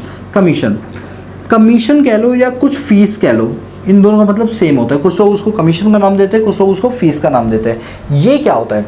देखिए, कमीशन और फीस का मतलब ये होता है कि अगर मान लीजिए आपने अपने काम के अलावा एम्प्लॉयर का कोई एक्स्ट्रा काम कर दिया, तो उस एक्स्ट्रा काम के लिए आपको एम्प्लॉयर कुछ एक्स्ट्रा पैसे देगा, जिसको हम कमीशन के नाम से जानते हैं। जैसे लेट सपोज कि मैं एक कॉलेज में पढ़ाता हूँ, ठीक है, मैं कॉलेज में पढ़ाता हूँ, उस कॉलेज के अंदर मुझे सैलरी मिलती है डैश डैश डैश, जो भी है वो सैलरी मुझे मिलती है, यानी वो मेरी क्या बन जाएगी? बेसिक पे बन जाएगा। डी वगैरह मिलता होगा तो हो जाएगा। मेरे प्रिंसिपल ने बोला कि शिवम सुनिए, कि अगर आपकी जानकारी में कोई भी बच्चा है जो एडमिशन लेना चाहता है, क्योंकि वो एडमिशन लेगा तो कॉलेज का प्रॉफिट बढ़ेगा ना इससे, तो अगर तुम्हारी जानकारी में कोई बच्चे हैं और अगर तुम उन बच्चों का एनरोलमेंट हमारे कॉलेज में कराते हो, तो शिवम तुम्हें सैलरी तो वैसे भी हम दे ही रहे हैं पढ़ाने की, तुम्हें हम एक्स्ट्रा पैसे भी देंगे, जिसको क्या बोला जाएगा? कमीशन बोला जाएगा। अगर एक बच्चा एडमिशन कराता है तो उसकी फीस का 2% हिस्सा हम तुम्हारे खाते में डाल देंगे एज अ कमीशन। तो मैं और मोटिवेट हो जाऊँगा और ज़्यादा लोगों को अप्रोच करूँगा मेरे कॉलेज में। वैसे कॉलेज वालों की भी इनकम होगी, तो कॉलेज वाले तभी तो मुझे सैलरी दे पाएंगे जब कॉलेज वालों को खुद को इनकम होगी। तो कमीशन समझ आए क्या होता है? कमीशन का मतलब होता है, कमीशन या फीस का मतलब होता है कि जब आप कोई एक्स्ट्रा काम करके देते हो, यानी अपने उस कॉन्ट्रैक्ट से एक्स्ट्रा जाकर कुछ काम करते हो, तो उस एक्स्ट्रा काम का आपको कुछ एक्स्ट्रा पैसा दिया जाता है, जिसको क्या बोला जाता है? कमीशन बोला जाता है। क्या बोला जाता है बताइए? कमीशन बोला जाता है। तो कमीशन का मतलब होता है एक्स्ट्रा वर्क, एक्स्ट्रा पे। एक्स्ट्रा काम करोगे तो आपको एक्स्ट्रा पैसा मिलेगा, और वही एक्स्ट्रा पैसा हमारे लिए क्या कहलाता है? वही एक्स्ट्रा पैसा हमारे लिए सैलरी का पार्ट बन जाता है। बोलो समझ आई बात? यस सर, हमें ये बात बिल्कुल समझ में आ गई है। ठीक है, चलिए, तो ये था आपका कमीशन और फीस। इसके बाद हमारे पास आते हैं अलग अलग टाइप के अलाउंसेस और परक्विजिट्स। अब ये अलाउंसेस और परक्विजिट क्या होता है, चलिए मैं आपको बताता हूँ। देखिए क्या होता है कि ये सब देने के बाद अच्छा एक चीज़ और, उनसे पहले एक होता है रिटायरमेंट बेनिफिट। रिटायरमेंट बेनिफिट्स, ये रिटायरमेंट बेनिफिट्स क्या होते हैं? देखिए होता ये है कि जब आप रिटायर हो रहे होते हो ना, तो रिटायरमेंट के टाइम पे आपका एम्प्लॉयर आपको एक अमाउंट पे करता है। सर वो क्यों करता है अमाउंट पे? देखिए वो उसका कहना ये होता है कि जब आप यंग थे तो आपने हमारी कंसर्न में जॉब किया, आपने अपना यंग ब्लड हमको दिया, यंग थे आप, बड़े एक्टिवली काम कर रहे थे हमारी कंपनी के लिए, और आज आप लोगों की ही वजह से हमारी कंपनी इतनी ऊंचाइयों पर पहुंची है। तो आप लोगों ने हमारे लिए इतना कुछ किया। जब आज आपके बुढ़ापे की स्टेज आई है, आज आप रिटायर हो रहे हैं, तो क्या हमारी जिम्मेदारी नहीं बनती कि हम आपको जाते वक्त कुछ पे करें? एम्प्लॉय तो कहेगा सर हम तो चाहते हैं आप पे करिए, आप दीजिए तो सही। तो एम्प्लॉयर कह रहा है हम दे रहे हैं, लेकिन जब हम देंगे ना तो वो तुम्हारी सैलरी में ऐड हो जाएगा, और जब वो तुम्हारी सैलरी में ऐड होगा तो वो किस नाम से होगा? रिटायरमेंट बेनिफिट के नाम से ऐड होगा। किसके नाम से होगा? Retirement benefit. सर क्या ये हर एम्प्लॉयर देता है? देखिए हर एम्प्लॉयर तो नहीं देता, एम्प्लॉयर तो चाहता ही नहीं है रिटायरमेंट। अरे भाई वो सैलरी नहीं देना चाहता भाई तुम्हें, रिटायरमेंट बेनिफिट तो दूर की बात है, बट स्टिल जो अच्छी अच्छी कंपनीज होती है डेफिनेटली वो तो देना चाहती हैं। तो सर रिटायरमेंट बेनिफिट भी क्या हमें पढ़ना है इस चैप्टर? भाई इस चैप्टर में ये सारी चीज़ें डिटेल में पढ़नी है, ये सारे के सारे टॉपिक हमें डिटेल में पढ़ने हैं। तो चलिए शुरू करते हैं। रिटायरमेंट बेनिफिट कितने टाइप के होते हैं? देखिए अभी हमारे उसमें जो रिटायरमेंट बेनिफिट है वो 5 है। कौन कौन से हैं 5? सबसे पहला है ग्रेचुटी, फिर है लीव इनकैशमेंट, फिर आपका कम्यूटेड पेंशन, इसके बाद आपका रिट्रेंचमेंट कंपनसेशन, और फिर है वॉलंटरी रिटायरमेंट स्कीम। ये जो 5 चीज़ होती है ना, इन्हीं को हम रिटायरमेंट बेनिफिट बोलते हैं, और इसको हम सेपरेटली पढ़ेंगे बहुत ही डिटेल के अंदर, और बहुत ही मज़ा आएगा आपको इसे पढ़ने में, ठीक है। तो retirement benefit is a part of your salary, it means it's a component of your salary, right? कोई डाउट? चलिए आगे। तो ये हो गया। इसके बाद अच्छा यहाँ लिख भी देता हूँ रिटायरमेंट बेनिफिट क्या है। रिटायरमेंट बेनिफिट लाइक आपकी जैसे ग्रेचुटी हो गया, ठीक है। इसके बाद आपका कम्यूटेड पेंशन हो गया, कम्यूटेड पेंशन हो गया। इसके बाद आपका हो गया रिट्रेंचमेंट कंपनसेशन हो गया, वॉलंटरी रिटायरमेंट कंपनसेशन हो गया, VRC, ठीक है। तो VRCS मतलब वॉलंटरी रिटायरमेंट कंपनसेशन स्कीम, ये सारी चीज़ें। टेंशन नहीं लो, एक एक चीज़ बहुत डिटेल में पढ़ेंगे आगे चल के, अभी तो ओवरव्यू दे रहा हूँ जस्ट फॉर्मेट बनाने का, ठीक है। ये हो गया। इसके बाद आप सुनिए, एक एम्प्लॉयर अपने एम्प्लॉय को ना कई टाइप की सुविधाएं भी देता है, कैश की फॉर्म में और सुविधाओं की फॉर्म में भी। सर नहीं समझे, थोड़ा एग्जांपल दो। चलिए सुनिए, देखिए क्या हुआ कि मैं एक कंपनी में काम करता था। उस कंपनी वालों ने मुझसे ये पूछा कि शिवम आप ये बताइए कि आप कहाँ रहते हैं। मैंने कहा सर सड़क किनारे तो नहीं रहते होंगे, कहीं घर में ही रहते होंगे। उन्होंने कहा आप तो हमारी बात का बुरा मानिए, हमने आपने इस सेंस से पूछा ही नहीं था, हमने आपसे इस सेंस में पूछा था कि आप क्या अपने खुद के घर में रहते हो या किराए के घर में रहते हो, हमने इस सेंस में पूछा था। मैंने कहा सर अपने घर में रहते हैं उसमें क्या दिक्कत है, हमारा अपना खुद का घर है। बोले देखिए अगर आपका अपना घर है ना तो वो घर ऑफिस से काफ़ी ज़्यादा दूर है, ऐसे में आने जाने में टाइम बहुत ज़्यादा वेस्ट होता है। शिवम आप एक काम करिए, ऑफिस के ही 1 किलोमीटर के दायरे में क्वार्टर्स बने हुए, आप चाहें तो हम आपको वो क्वार्टर दे सकते हैं। मैंने कहा ये तो अच्छी बात है, मेरे नाम क्वार्टर कर दे। नहीं नहीं शिवम जी आप गलत समझ रहे हैं, हम आपके नाम क्वार्टर नहीं करेंगे, हम आपको क्वार्टर रहने के लिए अलॉट कर देंगे, वो कंपनी का क्वार्टर है। हम आपको इसलिए अलॉट कर रहे हैं सो दैट कि आप अपने ऑफिस से जब घर आए या घर से ऑफिस आए तो आपका टाइम वेस्ट ना हो, आप थके थके से फील ना करो, टायर्ड फील ना करो। एकदम से आप घर से निकले 5 मिनट के अंदर ऑफिस आ गए तो तुम ज़्यादा प्रोडक्टिव होकर काम करोगे। मैंने कहा हाँ सर ये तो बात सही कि 2 घंटे ट्रैवल करने के बाद तो वैसे ही थकान इतनी होती है कि ऑफिस में आने का फिर मन ही नहीं करता है, काम करने का मन ही नहीं करता। बोले इसी रीज़न से हम तुम्हें ऑफिस के घर के पास घर देना चाहते हैं जिससे तुम्हें आने आने में दिक्कत ना हो और तुम्हारा ट्रैवलिंग एक्सपेंस भी बचेगा। मैं कहा ठीक है। यहाँ पर मेरे एम्प्लॉयर ने, मेरी कंपनी ने मुझे एक सुविधा दी, किसकी? शेल्टर, घर की सुविधा दी। इसको बोलते हैं रेंट फ्री एकोमोडेशन। क्या बोलते हैं इसे बताइए? Rent free accommodation. तो जो उन्होंने मुझे सुविधा दी ना, जानते हो इसे सैलरी चैप्टर में क्या होता है? पर्क्स बोलते हैं। पर्क्स, खाने वाला पर्क्स नहीं, परक्यूजेट, उसको ही शॉर्ट में पर्क्स बोल देते हैं। बोलो समझ रहे हैं? इसका मतलब अगर मेरा एम्प्लॉयर मुझे कोई सुविधा दे रहा है, किसकी फॉर्म में? सुविधाओं की फॉर्म में। वो मुझे पैसे नहीं दे रहे, वो मुझे सुविधा दे रहे हैं। दैट मीन्स कि वो क्या है? परक्यूजिट है। दैट मीन्स वो क्या है? परक्यूजिट। सर और एग्जांपल दोगे परक्यूजिट के? हाँ बिल्कुल दूंगा। मेरे एम्प्लॉयर ने मुझसे पूछा, मतलब मेरे मालिक ने मुझसे पूछा, मैं तो एम्प्लॉय हूँ ना, तो उन्होंने मुझसे ये पूछा कि शिवम आप एक बात बताइए, आप घर से ऑफिस जब आते हैं तो कैसे आते हैं? मैंने कहा सर पैदल आते हैं, चल के आते हैं। बोले शिवम आप चल के आते हो? मैंने कहा हाँ सर चल के आते हैं, क्या करें अब इतना तो आप सैलरी पैकेज देते नहीं जो हम उससे पब्लिक ट्रांसपोर्ट व्हीकल वगैरह से आ जाएं, और तो दिक्कत तो रहती है। तो उन्होंने कहा शिवम देखिए हमने आपसे ही आपका ही दर्द नहीं देखा जाता, आप एक काम करिए, हमारी गाड़ी है, आप उस गाड़ी को ले जाइए, ये रही चाबी, आप उससे आए जाया करो, आप ऑफिस से घर, घर से ऑफिस ना इस गाड़ी से आया करो, हमें नहीं अच्छा लगता कि आपके कोमल कदमों पर इतना भार पड़े। मैंने कहा यार ये तो बिल्कुल मेहरबान है। उसने कहा ये लो चाबी शिवम, घर से ऑफिस जब आते हो ना, कितना दूर है घर? मैंने कहा सर 15 किलोमीटर दूर है। बोले नहीं नहीं नहीं इतनी दूर है, जाइए आप ये चाबी लीजिए, नेक्स्ट टाइम आप जब भी आएंगे तो इसी से आया जाया करिए, हम नहीं चाहते हमारे एम्प्लॉय इस तरह पैदल चलते हुए सड़क छाप लगे। मैंने कहा हाँ बात तो आप सही कह रहे हो। उन्होंने कहा ये लो, ये हमारे ई रिक्शा की चाबी है। मैंने कहा कि ई रिक्शा की चाबी है? बोले हाँ ई रिक्शा की चाबी है, उधर से आओगे तो 2-4 सवारी तुम भी बैठा लेना, इधर से वापस आओगे तो सवारी बैठा लेना, कमाई की कमाई। मैं कहा ये सही मजाक है? अरे दोस्तों ये तो मजाक के तौर पे बोल रहा हूँ, ठीक है। जस्ट एग्जांपल कि एम्प्लॉयर ने अपनी बाइक की या कार की चाबी मुझे दी और कहा इससे तुम ऑफिस से घर, घर से ऑफिस आया जाया करो। तो ये क्या एक सुविधा ही तो है, इसको बोलते हैं कार फैसिलिटी। क्या बोलते हैं इसको? Car facility. ये कार फैसिलिटी क्या है? हमारा परक्विजिट है। क्या है? हमारा परक्विजिट है। तो सर क्या ये परक्विजिट हमारी सैलरी का कंपोनेंट बनेगा? क्या ये परक्विजिट हमारी सैलरी का कंपोनेंट बनेगा? दोस्तों ये क्वेश्चन पूछने वाला ही नहीं था, ये क्वेश्चन पूछने वाला नहीं था। क्यों सर? क्योंकि आप लोगों ने सेक्शन नंबर 15 में पहले ही पढ़ दिया था, अगर दो लोगों के बीच में एम्प्लॉयर एम्प्लॉय का रिलेशनशिप है, एम्प्लॉयर एम्प्लॉय को कुछ भी देगा, कुछ भी देगा, वो सब क्या माना जाएगा? सैलरी। सर यहां तो वो सुविधाएं दे रहा है ना, तो सुविधाओं की कीमत कैसे निकाले वो मैं तुम्हें सिखाऊंगा। सुविधाओं की, परक्विजिट की वैल्यू कैसे निकाली जाती है मैं आपको सिखाऊंगा इसी चैप्टर में। लेकिन यस वो सैलरी है, क्योंकि किसने दी है? एम्प्लॉयर ने दी है। किसको दी है? एम्प्लॉय को दी है। कैश में दिया है, काइंड में दिया है, किसी भी फॉर्म में दिया है, सैलरी में आएगा ही आएगा। बोलो बात समझ आई? यस सर, हमें समझ आएगा परक्विजिट। सर परक्विजिट कितने टाइप के होते हैं? दोस्तों फिर वही क्वेश्चन, ओवरव्यू लो, फॉर्मेट समझो। परक्विजिट पूरा मुझे सेक्शन पढ़ाना है, सेक्शन 72 के अंदर है परक्विजिट, ठीक है। आओ इधर। सर आप बेफालतू में गुस्सा हो रहे हैं। नहीं मैं गुस्सा हो ही नहीं रहा, गुस्सा मुझे आता ही नहीं है। क्या बात सर, गुस्सा नहीं आता? नहीं आता, आता है, दबा लेते हैं, ठीक है, क्या फायदा दिखा के। परक्विजिट, तो परक्विजिट लिखेंगे facility, facility provided by employer to employ. दोस्तों मैं शॉर्ट में ईयर लिख रहा हूं, ईयर मतलब हो गया एम्प्लॉयर और डबल ई का मतलब हो गया एम्प्लॉय, शॉर्ट के अंदर लिख रहा हूं, ठीक है।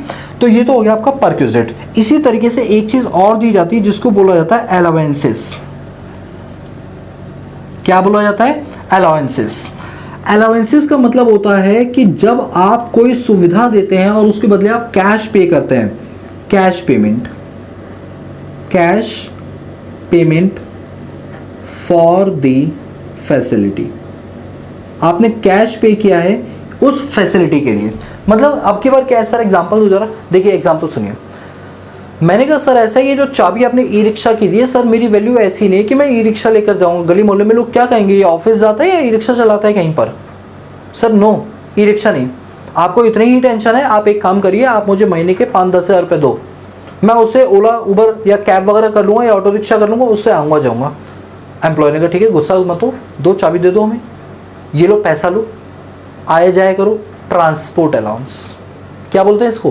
ट्रांसपोर्ट अलाउंस, ट्रैवलिंग एक्सपेंस या ट्रैवलिंग अलाउंसेस उन्होंने मुझे दिए। सर अलाउंस क्यों बोल रहे हो? क्योंकि इस वक्त उन्होंने मुझे सुविधा नहीं दी है, इस वक्त उन्होंने मुझे कैश दिया है। क्या दिया है? कैश दिया है। तो अलाउंसेस का मतलब होता है जब एम्प्लॉयर की तरफ से उस सुविधा की कीमत दी जाती है, उस सुविधा की क्या दी जाती है? कीमत दी जाती है। हम उसे क्या बोलते हैं? अलाउंसेस बोलते हैं।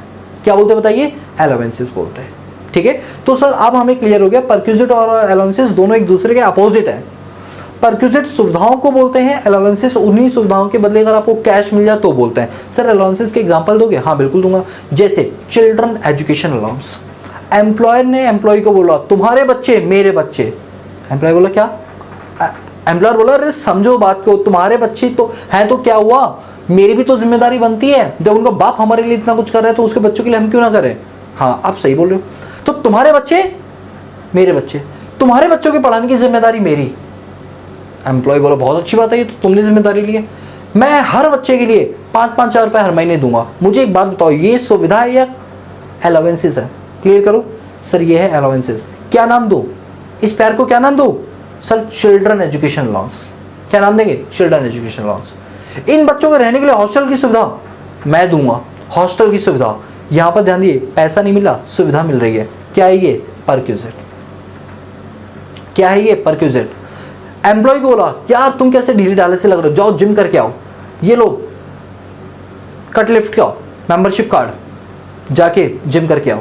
उन्होंने कैश दिया या कार्ड दिया? उन्होंने कार्ड दिया और कहा इससे तुम्हारी एंट्री हो जाएगी, यानी उन्होंने सुविधा दी, मींस परक्यूजिट। उन्होंने कहा शिवम भूखे बैठो क्या? मैंने कहा यस। बोले ये लो 100 रुपये लो, छोले भटूरे खा कर आओ। क्या है ये? Food allowance. क्या है ये? फूड अलाउंस है। आई होप आप समझ गए परक्यूजिट और अलाउंस में क्या फर्क है। सर क्या अलाउंस भी सैलरी का पार्ट बनता है? यार ये मत पूछा करो, ये मत पूछा करो, बात खराब हो जाती है। सर क्यों? अरे कितनी बार बताऊं कि जब सेक्शन 15 मैंने पढ़ाया, एम्प्लॉयर एम्प्लॉय का रिलेशनशिप है, एम्प्लॉयर एम्प्लॉय को कुछ भी देगा, चाहे वो कैश हो चाहे काइंड हो, वो सैलरी तुम बार बार वही से रिपीट करो। सर हम क्या रिपीट करवा रहे हैं? समझ लो, समझ आ गया? अलाउंस और परक्यूजिट में डिफरेंस क्लियर हो गया? यस सर क्लियर हो गया। चलिए आगे। इसके बाद क्या होगा? जो अदर्स रह गया वो सब अदर्स वाले ऑप्शन में, मैं फिलहाल अभी उसको लिख नहीं रहा हूं। जब हम इन सबको ऐड करते हैं तो हमको इनको ऐड करके मिलता है ग्रॉस सैलरी। क्या मिलती है बताइए? Gross salary. सर ये वही सैलरी है ना जो इनकम टैक्स में फिर टैक्स की जाती है? नहीं दोस्तों, ये वो सैलरी नहीं है जो आप सोच रहे हो इनकम टैक्स में टैक्स कर दी जाएगी, ये वो सैलरी नहीं है। ये तो ग्रॉस है। अभी इसमें तो और चीज़ें माइनस होंगी तब जाके नेट सैलरी आएगी और वही नेट सैलरी हमारी इनकम टैक्स में टैक्स की जाएगी। ठीक है, तो अभी तो आपको ये चार्ट समझ रहा है, एक बार जल्द से रिवाइज कर लीजिए इतने वाले पार्ट को। देखिए एक है बेसिक पे, जो भी एम्प्लॉय की नॉलेज है, एक्सपीरियंस है, एक्सपर्टाइज है, उसके हिसाब से जो कीमत उसकी सर्विसेज की निकाली जा रही है उसको बेसिक पे बोलते हैं। फिर दूसरा क्या है? DNS allowance. डीएनएस अलाउंस होता है महंगाई भत्ता, कि जिस तरह से इन्फ्लेशन बढ़ती जा रही है, महंगाई बढ़ती जा रही है, उसको कंपनसेट करने के लिए आपका एम्प्लॉयर आपको क्या देता है? कुछ एक्स्ट्रा पैसे देता है। अलाउंसेस का मतलब हो गया पैसा, उसी को क्या बोलते हैं? डीएनएस अलाउंस बोलते हैं। फिर है आपका बोनस। बोनस का मतलब क्या होता है? कि जब आप कुछ एक्स्ट्रा काम करते हो उसकी वजह से कंपनी को एक्स्ट्रा प्रॉफिट होता है, तो उस एक्स्ट्रा प्रॉफिट का एक पार्ट वो अपने एम्प्लॉयज के साथ शेयर करता है, जिसको क्या बोला जाता है? बोनस बोला जाता है। फिर आपका कमीशन और फीस। ये क्या होता है? कि आप अपने मेन काम को छोड़ कुछ एक्स्ट्रा काम अगर अपने एम्प्लॉयर के लिए करते हो तो उस एक्स्ट्रा काम का आपको एक्स्ट्रा पे मिलता है, that is your bonus, commission और फीस। इसके बाद है retirement benefits. Retirement benefit is also part of your salary because it is given by the employer to his और हर एम्प्लॉय। समझ आई बात? तो रिटायरमेंट बेनिफिट में क्या होता है कि जो आपके रिटायरमेंट के वक्त आपको चीजें दी जाती हैं वो सारी रिटायरमेंट बेनिफिट होती है, जैसे ग्रेचुटी हो गया, जैसे आपका लिव इनकैशमेंट हो गया, कम्यूटेड पेंशन हो गया, वॉलेंट्री रिटायरमेंट बेनिफिट हो गया, और आपका कंपनसेटरी अलाउंस हो गया। ये सब क्या होते हैं सर? मैं आपको आगे चल के डिटेल में समझाऊंगा, अभी बस ये समझिए रिटायरमेंट बेनिफिट स्कीम्स हैं। इसके बाद आपका आता है परक्यूजिट। परक्यूजिट वो चीज़ होती है जो एक एम्प्लॉयर अपने एम्प्लॉय को सुविधाओं की फॉर्म में दे रहा है। अलाउंसेस का मतलब होता है जब एक एम्प्लॉयर अपने एम्प्लॉय को उन्हीं सुविधा का कैश अमाउंट अलाउंसेस के रूप में देता है, और जब हम इन सबको जोड़ देते हैं हमको क्या मिलता है? Gross salary. बताइए, पॉइंट क्लियर है? हमको क्या मिल जाता है? ग्रॉस सैलरी मिल जाती है। यस सर, हमें बिल्कुल ये सारे पॉइंट क्लियर हो गए। ठीक है, अब सुनिए। अब होता ये है, आपको ऐसा लग रहा हो सर यही वो ग्रॉस सैलरी है जो income under the head of salary section 15 से 17 करके आप लिखते थे ना, सेक्शन नंबर 14 में वो फॉर्मेट बनाते थे, क्या ये वही सैलरी है? नहीं दोस्तों, ये वो सैलरी नहीं है। अच्छा मुझे एक बात बताओ, ये गवर्नमेंट क्या चाहेगी? उसकी कलेक्शन टैक्स की ज़्यादा हो, तो वो चाहेगी ग्रॉस सैलरी जितनी ही ज़्यादा होगी उतनी ही गवर्नमेंट को कलेक्शन ज़्यादा होगी। But as a tax payer मैं हमेशा चाहूँगा ऑन पेपर मेरी ग्रॉस सैलरी कम आए, ताकि मुझे टैक्स कम पे करना पड़े। होगा या नहीं होगा? रियलिटी मेरी जेब में खूब सारा पैसा है, लेकिन जब टैक्स की बारी आए तो मैं चाहूँगा ऑन पेपर मेरी इनकम कम से कम आए। होगा या नहीं होगा? ये सर बिल्कुल होगा। तो ऐसे में क्या होगा? सरकार ने खुद ही बोल दिया, हम आपकी बात समझ रहे हैं, आपका इंटेंशन समझ रहे हैं, जो गलत बिल्कुल भी नहीं है। हम आपको कुछ डिडक्शंस देंगे। क्या देंगे? डिडक्शंस। सर ये वही डिडक्शन जो सेक्शन 80C से 80U में दी जाती है? नहीं दोस्तों, 80C से लेकर 80U में जो डिडक्शन दी जाती है ना, वो ओवरऑल डिडक्शन होती है, वो ग्रॉस टोटल इनकम से दी जाती है। मैं अभी जिस डिडक्शन की बात कर रहा हूँ वो ग्रॉस सैलरी से दी जाती है। मैं अभी जिस डिडक्शन की बात कर रहा हूँ वो किससे दी जाती है? ग्रॉस सैलरी से दी जाती है। और जो हमने पढ़ा था सेक्शन नंबर 14 के फॉर्मेट में, वो ग्रॉस टोटल इनकम से दी जा रही थी। तो सर दोनों अलग होते हैं? अरे क्यों नहीं अलग होंगे? समझ आ रही है? सर सैलरी में डिडक्शन के कितने सेक्शन होते हैं और कौन से होते हैं? देखिए सेक्शन 15 हमने पढ़ लिया ना, जो सेक्शन नंबर 16 है ना, ये देखिए आपके सामने 16 क्लॉज 1A, 16 क्लॉज 2, 16 क्लॉज 3, तो 16 के ना 3 सब सेक्शंस हैं, ये तीनों की तीनों डिडक्शंस के ही हैं। अच्छा सर, आप समझ आएगी आपने क्या लिखा हुआ है। दोस्तों मैं बोर्ड पे इसलिए पहले से लिख लेता हूँ ना कि अगर मैं लिखूंगा ना तो उस केस में पता है क्या होगा, थोड़ी बोरियत महसूस होगी, वीडियो बेकार में लंबी बनेगी, तो मैं पहले से कुछ कंटेंट लिख लेता हूँ सो दैट मेरा वो टाइम बच जाए, मेरा क्या आप लोगों का टाइम बच जाए कि वीडियो बहुत लेंथी ना हो जाए। पहले से लिखा होगा तो चीज़ें हमें बस समझानी होंगी। हाँ, जहाँ ज़रूरत होती है वहाँ हम नहीं लिखते, जैसे यहाँ पर ये समझाना था मुझे तो इसको मैंने पहले रेडीमेड नहीं रखा। आ रही बात समझे? आपको अगर लग रहा है मैं कुछ मुझे अभी पहले नहीं लिखना चाहिए तो कमेंट कर देना, मैं अपना तरीका बदल दूँ, बट मुझे लगता है कि ये वाला तरीका बेस्ट है। जहाँ ज़रूरत है वहाँ पहले से लिखा होना चाहिए सो दैट हमारा टाइम सेव हो जाए, हमारा नहीं आपका। मेरा तो उतना ही टाइम जाना, लिखना है, बाद में शूट करना है, ठीक है। चलिए, तो सेक्शन नंबर जो सैलरी का है वो सेक्शन 15 से 17 होता है। तो 15, 16, 17 सैलरी में कितने सेक्शन है? 3, 15, 16, 17। 15 हमने कर लिया, दैट इज चार्जिंग सेक्शन। अब हम कहाँ मूव ऑन कर रहे हैं? 15 से 16 की ओर। 15 से कहाँ मूव ऑन कर रहे हैं? 16 की ओर। सर ऐसा लग रहा है जैसे अबे भाई सेकंड सेक्शन है 16 की ओर, ठीक है। सेक्शन नंबर 16 के 3 पार्ट हैं। कितने पार्ट हैं? 3 पार्ट हैं। Section 16 clause 1A, section 16 clause 2, section 16 clause 3। चलिए प्लीज़ मेरे साथ बोलिए, प्लीज़ मेरे साथ बोलिए। सेक्शन नंबर 15 क्या है? चार्जिंग सेक्शन, जो ये बताता है कि एम्प्लॉयर और एम्प्लॉय का रिलेशनशिप होना चाहिए। एम्प्लॉयर अपने एम्प्लॉय को कुछ भी पे करेगा वो क्या माना जाएगा? सैलरी माना जाएगा, चाहे वो कैश की फॉर्म में हो चाहे वो काइंड की फॉर्म में। फिर हमने क्या पढ़ा अपने पास? Section number 16। सेक्शन नंबर 16 के कितने सब सेक्शंस हैं? 3 है। एक तो है सेक्शन 16 क्लॉज 1A, दूसरा है सेक्शन 16 क्लॉज 2, तीसरा है सेक्शन 16 क्लॉज 3। ये 3 सेक्शन है। चलिए अब हम पढ़ते हैं। तो क्या होता है कि जो ये हमारी ग्रॉस सैलरी आई है ना, इसमें से हम सबसे पहले जो चीज़ माइनस करते हैं दैट इज कॉल्ड, ये देखिए मैं यहाँ पर माइनस कर रहा हूँ, that is called section number 16 clause 1A which is called standard deduction, that is ₹50,000, 50,000 रुपये। अब आप कहेंगे सर ये स्टैंडर्ड डिडक्शन क्या होती है? तो सुनिए मेरी बात को, मैं आपको समझाता हूँ स्टैंडर्ड डिडक्शन क्या होती है, ठीक है। एक मिनट, थोड़ा इसको सही से लिख दूँ। माइनस करेंगे सेक्शन नंबर 16 को, ठीक है। अब सुनिए स्टैंडर्ड डिडक्शन क्या होता है। देखिए सरकार ने क्या बोला, गवर्नमेंट ने, सीबीडीटी बहुत अच्छी है, मतलब अगर आप उसे जेन्युइनली देखोगे ना तो उनके पास हर एक चीज़ का लॉजिक है। सीबीडीटी कहता है कि देखो ऐसा है कि हम ना किसी पर ज़्यादा टैक्स का बर्डन नहीं डालना चाहते। हम चाहते हैं उसके ऊपर टैक्स का बर्डन तो है बट इतना ज़्यादा नहीं है कि वो बेचारा कमाए कम और टैक्स ज़्यादा देता रहे। तो हमने क्या कर रखा है, एक फ्लैट डिडक्शन बना रखी है कि इतने से उसकी सैलरी हम कम कर देंगे, और ऑन पेपर अगर सैलरी हमारी कम हो जाएगी ना तो टैक्स हमें कम देना पड़ेगा। अरे सरकार तुम्हारी जेब से डिडक्शन ले थोड़ी रही है, तुम्हारी जेब में ही पैसा है, बट सरकार कह रही है ऑन पेपर मानेंगे वो पैसा है ही नहीं जेब में। अच्छी बात है, टैक्स कम पे करना पड़ेगा। ग्रॉस सैलरी जितनी कम हो जाएगी ऑन पेपर उतना ही मेरे लिए अच्छा होगा। रियलिटी में तो मेरे पॉकेट में पूरे पैसे रखे हुए हैं ना, समझ आ रही बात? Yes sir. तो सरकार ने कहा कि ये जो स्टैंडर्ड डिडक्शन है ना, this is called be statutory deduction, जो सभी एम्प्लॉयज़ को दी जाएगी, चाहे वो गवर्नमेंट हो या नॉन गवर्नमेंट एम्प्लॉय हो, प्राइवेट हो, पब्लिक हो, कहीं का भी एम्प्लॉय हो। स्टैंडर्ड डिडक्शन सबको दी जाती है। कितनी दी जाती है? जितनी उसकी सैलरी है या तो वो, या मैक्स टू मैक्स 50,000 रुपये। मैक्स टू मैक्स कितनी? 50,000 रुपये। सर क्या मैं इसका एक एग्जाम्पल बताओगे? यस बिल्कुल बताऊँगा। जैसे मान लो कि मैं कहीं जॉब करता हूँ और मुझे वहाँ से 5,000 रुपीज़ पर मंथ मिलते हैं। कितने रुपए मिलते हैं? 5,000 रुपये पर मंथ। तो ये बताओ मेरा बेसिक पे कितना बनेगा? सर बेसिक पे आपका बनेगा 5,000 इंटू 12, यानी पूरे साल में आप कमाते हो 60,000 रुपये। मुझे ना तो डी मिलता, बोनस मिलता है, कमीशन, ये सब कुछ नहीं मिलता है, तो मेरी ग्रॉस सैलरी कितनी आ जाएगी? 60,000 आ जाएगी। उसमें से माइनस करेंगे section 16 clause 1A, that is called be standard deduction. Flat 50,000 रुपये माइनस हो जाएंगे। 60,000 की इनकम थी ना, 50,000 सीधे माइनस हो जाएंगे। तो मेरी नेट सैलरी कितनी बची? 10,000। क्या 10,000 पे मुझे टैक्स देना पड़ेगा? Answer is no. यानी 50,000 रुपये की सैलरी तुम्हारी ऑन पेपर हम सीधी सीधी कम कर देंगे, सीधी सीधी। एक और एग्जांपल लूँगा। मान लो कि मेरी ज्वाइनिंग ना मार्च के महीने में होती है, मैं कहीं पर जॉब के लिए अप्लाई करता हूँ और 1 मार्च को मेरी जॉब लग जाती है, यानी ईयर के बिल्कुल एंड स्टेज पर, ईयर क्लोज होने वाला है। तो हुआ ये कि मार्च की 1 तारीख से लेकर 31 मार्च तक मुझे मिले 5,000 रुपये पर मंथ, यानी मेरा जो बेसिक पे आया वो 5,000 इंटू 1 आया, बाकी टाइम अनएम्प्लॉयड था। 5,000 आया, तो मेरी ग्रॉस सैलरी कितनी बनी? 5,000। अब मैं लेस कर रहा हूँ, सेक्शन 16 क्लॉज 1 है, दैट इज स्टैंडर्ड डिडक्शन, और मैंने लेस किया 50,000।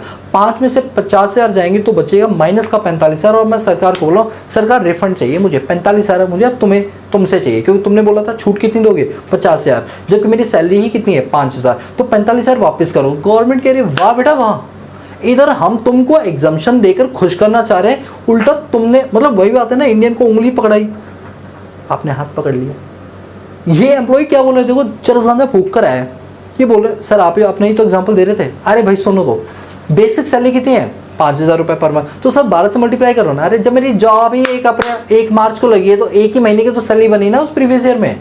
हाँ सर डांटो नहीं, 5,000 बनी, तो मेरी ग्रॉस सैलरी कितनी है? 5,000। डिडक्शन क्या मैं 50,000 ले सकता हूँ? अगर मान लो मैं आपकी बात मान लूँ कि मैं डिडक्शन 50,000 ले लूंगा, तो माइनस में 45,000 आ गया, यानी अब मैं सरकार से बोलूँ रिफंड दो मुझे। सरकार ऐसा करेगी? बिल्कुल भी नहीं करेगी। सरकार कहती है स्टैंडर्ड डिडक्शन हम देंगे, जितनी तुम्हारी सैलरी है या तो उतनी, जितनी तुम्हारी ग्रॉस सैलरी है तो उतनी, या मैक्स टू मैक्स 50,000, जो भी दोनों में से कम होगा, जो भी दोनों में से कम होगा। ये बताओ तुम्हारी ग्रॉस सैलरी कितनी बन रही है? मैंने कहा 5। बोले डिडक्शन कितना बना है? मैंने कहा 50। बोले दोनों में से कम क्या? मैंने कहा 5। बोले तो डिडक्शन भी कितनी मिलेगी? 5 की मिलेगी, 50,000 की फिर नहीं मिलेगी, और तुम्हारी सैलरी फिर हो जाएगी 0, नील बटा सन्नाटा। बोलो समझ आई बात? यानी कि स्टैंडर्ड डिडक्शन जो है वो हमें जो मिलती है वो या तो एक्चुअली में जो सैलरी का अमाउंट है उतनी मिलेगी, ग्रॉस सैलरी का अमाउंट है, या मैक्स टू मैक्स मिलेगी हमें 50,000 रुपये, उससे ज़्यादा नहीं मिलेगी। और इसी को क्या बोलते हैं? Standard deduction. दोस्तों ये वाली जो डिडक्शन है ना, ये चेंज होती रहती है। अगर 2 या 3 साल पहले की बात करें तो यही स्टैंडर्ड डिडक्शन 40,000 हुआ करती थी, जिसको गवर्नमेंट ने नए बजट के अंदर बढ़ा के इसको 50,000 कर दिया है। ठीक है, हो सकता है आने वाले समय में ये और थोड़े इसमें चेंजेस आ जाए। ठीक है, तो देखिए अब मैं इतना पार्ट आपको पढ़वाऊंगा, क्योंकि इतना पार्ट मैंने आपको करवा दिया। Section 16 clause 1A standard deduction. Standard, अच्छा आप इसको ना स्टैट्यूटरी डिडक्शन भी बोल सकते हो, तो मैं यहां पर लिख भी देता हूं ऑब्लिक करके, स्टैट्यूटरी डिडक्शन। हम इसको दूसरे नाम से स्टैट्यूटरी डिडक्शन भी बोल सकते हैं। ये लीजिए भाई, चाहे आप स्टैंडर्ड बोलिए चाहे आप स्टैट्यूटरी। सर इसका नाम स्टैट्यूटरी क्यों पड़ा? देखिए स्टैट्यूटरी इसलिए पड़ा क्योंकि कानून के अंदर इसके बारे में सब कुछ लिखा गया है, इसीलिए इसको हम स्टैट्यूटरी डिडक्शन के नाम से भी जानते हैं। ठीक है, तो लिखा हुआ है available to an assessee irrespective of regime under the tax page 50,000 और salary whichever is lower. आपकी जितनी सैलरी बनी है या तो वो या मैक्स टू मैक्स 50,000 की ही डिडक्शन मिलेगी, जो भी दोनों में से क्या आएगा आपका कम आएगा, डिडक्शन उतने की मिलेगी। सर ये ऊपर रेजिम वगैरह लिखा हुआ है, इसका क्या मतलब है? सुनिए, जिन्होंने हमारे क्लास स्टार्टिंग से देखी है चैप्टर नंबर 1 से, तो जब उनको चैप्टर नंबर 1 मैंने पढ़ाया था तो याद करो उनको 2 टाइप के टैक्स रेजिम पढ़ाए थे, एक ओल्ड और एक न्यू। न्यू को हम क्या बोलते हैं? डिफॉल्ट टैक्स रेजिम बोलते हैं, सेक्शन 115 BAC। और अगर वो इसको शिफ्टिंग आउट कर देंगे तो वो ओल्ड टैक्स प्रोविजन में आ जाएंगे, जिसमें 3 स्लैब होते थे, याद है वो आपको? 2.5 लाख, 3 लाख और 5 लाख वाले। ये सर हमें याद है, स्टार्टिंग क्लास में आपने हमें पढ़ाया था, है ना? देखिए चाहे आप ओल्ड टैक्स रेजिम लीजिए चाहे आप न्यू टैक्स रेजिम लीजिए, ओल्ड लो चाहे न्यू लो, कोई फर्क नहीं पड़ता, ये डिडक्शन इररिस्पेक्टिवली सबको ही दी जाएगी। ये डिडक्शन इररिस्पेक्टिवली सबको दी जाएगी। बोलो बात समझ आएगी? यस सर हमें बिल्कुल समझ आ गई। ठीक है, तो बताइए, तो पहली डिडक्शन क्लियर होगी, section 16 clause 1A that is standard deduction. Yes sir हमें बिल्कुल क्लियर हो गया। इसके बाद अगला सेक्शन आएगा हमारा, दैट इज सेक्शन 16 क्लॉज 2, और 16 क्लॉज 2 है हमारा एंटरटेनमेंट अलाउंस का, एंटरटेनमेंट अलाउंसेस, जो यहाँ से हो जाएंगे आपके minus. Now the point is sir what is entertainment allowance? Entertainment allowance क्या होता है? दोस्तों ध्यान से पढ़ना जो मैं अब आपको बताने वाला हूँ, ठीक है, ध्यान से सुनिए। एंटरटेनमेंट अलाउंस का मतलब होता है कि जब हम काम में बड़े स्ट्रेसफुल हो जाते हैं, स्ट्रेस हो जाता है। सर ये तो आमतौर पे होता ही रहता है, हाँ होता रहता है, लेकिन स्ट्रेस में आप अपनी प्रोडक्टिविटी के साथ काम नहीं कर पाओगे, ये बात सबको पता है। तो ऐसे में क्या होता है, जो एम्प्लॉयर होता है ना, वो आपकी प्रोडक्टिविटी को बढ़ाने के लिए बोलता है कि भाई ऐसा है, ये लो 2-2.5 हज़ार रुपये लो। क्या मतलब? एंटरटेन होकर आओ, एंटरटेन होके एंटरटेन होके, अरे जो मन करे तुम हमको करो यार, ये लो 2,500 रुपये पॉकेट में डाल दिए, मुंह पे ऐसे बांध दिए, यूँ करके जा रहे हैं आप लोग, ठीक है, 2,500 रुपये मिले हैं, किस चीज़ के, एंटरटेन होने के। नीचे नगाड़ा बजा के, बैंड बजा के तुम डांस कर लो, एंटरटेन हो लो, और एंटरटेन होने के बाद आके काम करो। उसके बाद मत कहना सर आज तो मेरा माथा गर्म हो रखा है, ऐसा मत कहना। तो सर एंटरटेनमेंट अलाउंस सच में यही होता है? अरे हाँ भाई यही होता है, और मैं झूठ बोलूँगा क्या? एम्प्लॉयर जानता है कि यार लोगों को मतलब एम्प्लॉय को एंटरटेन रखना बहुत ज़रूरी है। इसीलिए आप देखते नहीं, जब भी लेबर लोग या कहीं कोई काम कर रहा होता है तो वो बहुत ही मतलब एक दूसरे से हंसी मजाक करते हैं और कहते हैं आज पेमेंट आते ही ना आज पीने चलेंगे। दोस्तों मैं इसको बढ़ावा नहीं दे रहा, मैं समझा रहा हूँ क्योंकि मैं प्रैक्टिकल होकर समझा रहा हूँ, तो ज़्यादा मुझे जज ना करें इन चीज़ों को लेकर। लोग नहीं बोलते, जितने भी लेबर क्लास लोग होते हैं, जैसे उनको पेमेंट दिहाड़ी वगैरह मिलती है तो वो सबसे पहले अगले दिन आते नहीं भाई, ये लोग एंटरटेन होने चले जाते हैं। और इनका एंटरटेनमेंट क्या होता है, समझ गया ना? हाँ समझ तो जाओगी, ना समझने की तो बात ही नहीं है। ठीक है, तो इनका एंटरटेनमेंट अलग लेवल पे होता है। फिर ये अगले दिन किसी नाली वाली में एंटरटेन करते हुए नजर आते हैं, गिरे हुए कहीं पर। ठीक है, तो चलो जो भी है मकसद, तो एम्प्लॉयर क्या करता है, एम्प्लॉय को बोलता है कि भाई देखो तुम बड़े स्ट्रेस में हो, तो ऐसा है कि मैं तुम्हें कुछ पैसे दे रहा हूँ, इससे जाके तुम कहीं पार्टी वार्टी कराओ, क्लब में घूमाओ, थोड़ा नाच गाना कराओ, ये सब करके आ जाओ। इट मीन्स हम आपको क्या दे रहे हैं, एंटरटेनमेंट अलाउंस। क्योंकि ये सारी चीज़ हम ऑफिस में तो कर नहीं सकते कि ऑफिस में डीजे चला के तुम्हें नाच गा रहे हो, तुम पी पुआ रहे हो, ये सब यहाँ तो होगा नहीं। तो इससे हम तुम्हें पैसा दे रहे हैं, जहाँ भी होता हो जाके एंटरटेन होकर आ जाओ, लेकिन अगले दिन बड़े रिफ्रेशिंग माइंड से आना, सो दैट तुम्हारी प्रोडक्टिविटी हमको नजर आए। हमने कहा हाँ बिल्कुल सर, हमारी प्रोडक्टिविटी आपको ज़रूर नज़र आएगी। तो ऐसे में एम्प्लॉयर के द्वारा दिया गया पैसा कहलाएगा एंटरटेनमेंट अलाउंसेस। देखिए जो एंटरटेनमेंट अलाउंस है ना हमारा, ठीक है, तो वैसे तो मैं आपको समझा दिया एंटरटेनमेंट अलाउंस क्या होता है। अब ये होता है कि देखिए एंटरटेनमेंट अलाउंस एम्प्लॉयर ने किसको दिया है, एम्प्लॉय को दिया है। किसको दिया है, एम्प्लॉयर ने एम्प्लॉय को दिया है। हमने सेक्शन नंबर 15 में पढ़ा था कि अगर कोई भी पैसा एम्प्लॉयर अपने एम्प्लॉय को देगा तो वो पहले क्या बनेगा, सैलरी बनेगा। सेक्शन नंबर 15 में पढ़ा था ना, अगर एम्प्लॉयर ने एम्प्लॉय को कुछ भी दिया, चाहे वो कैश में दिया चाहे वो काइंड में दिया, वो क्या मान ली जाती है, सैलरी मान ली जाती है। तो प्रोफेशनल टैक्स किसने पे किया, एम्प्लॉयर ने पे किया एम्प्लॉय को, तो उसकी सैलरी में पहले क्या होगी, ऐड होगी।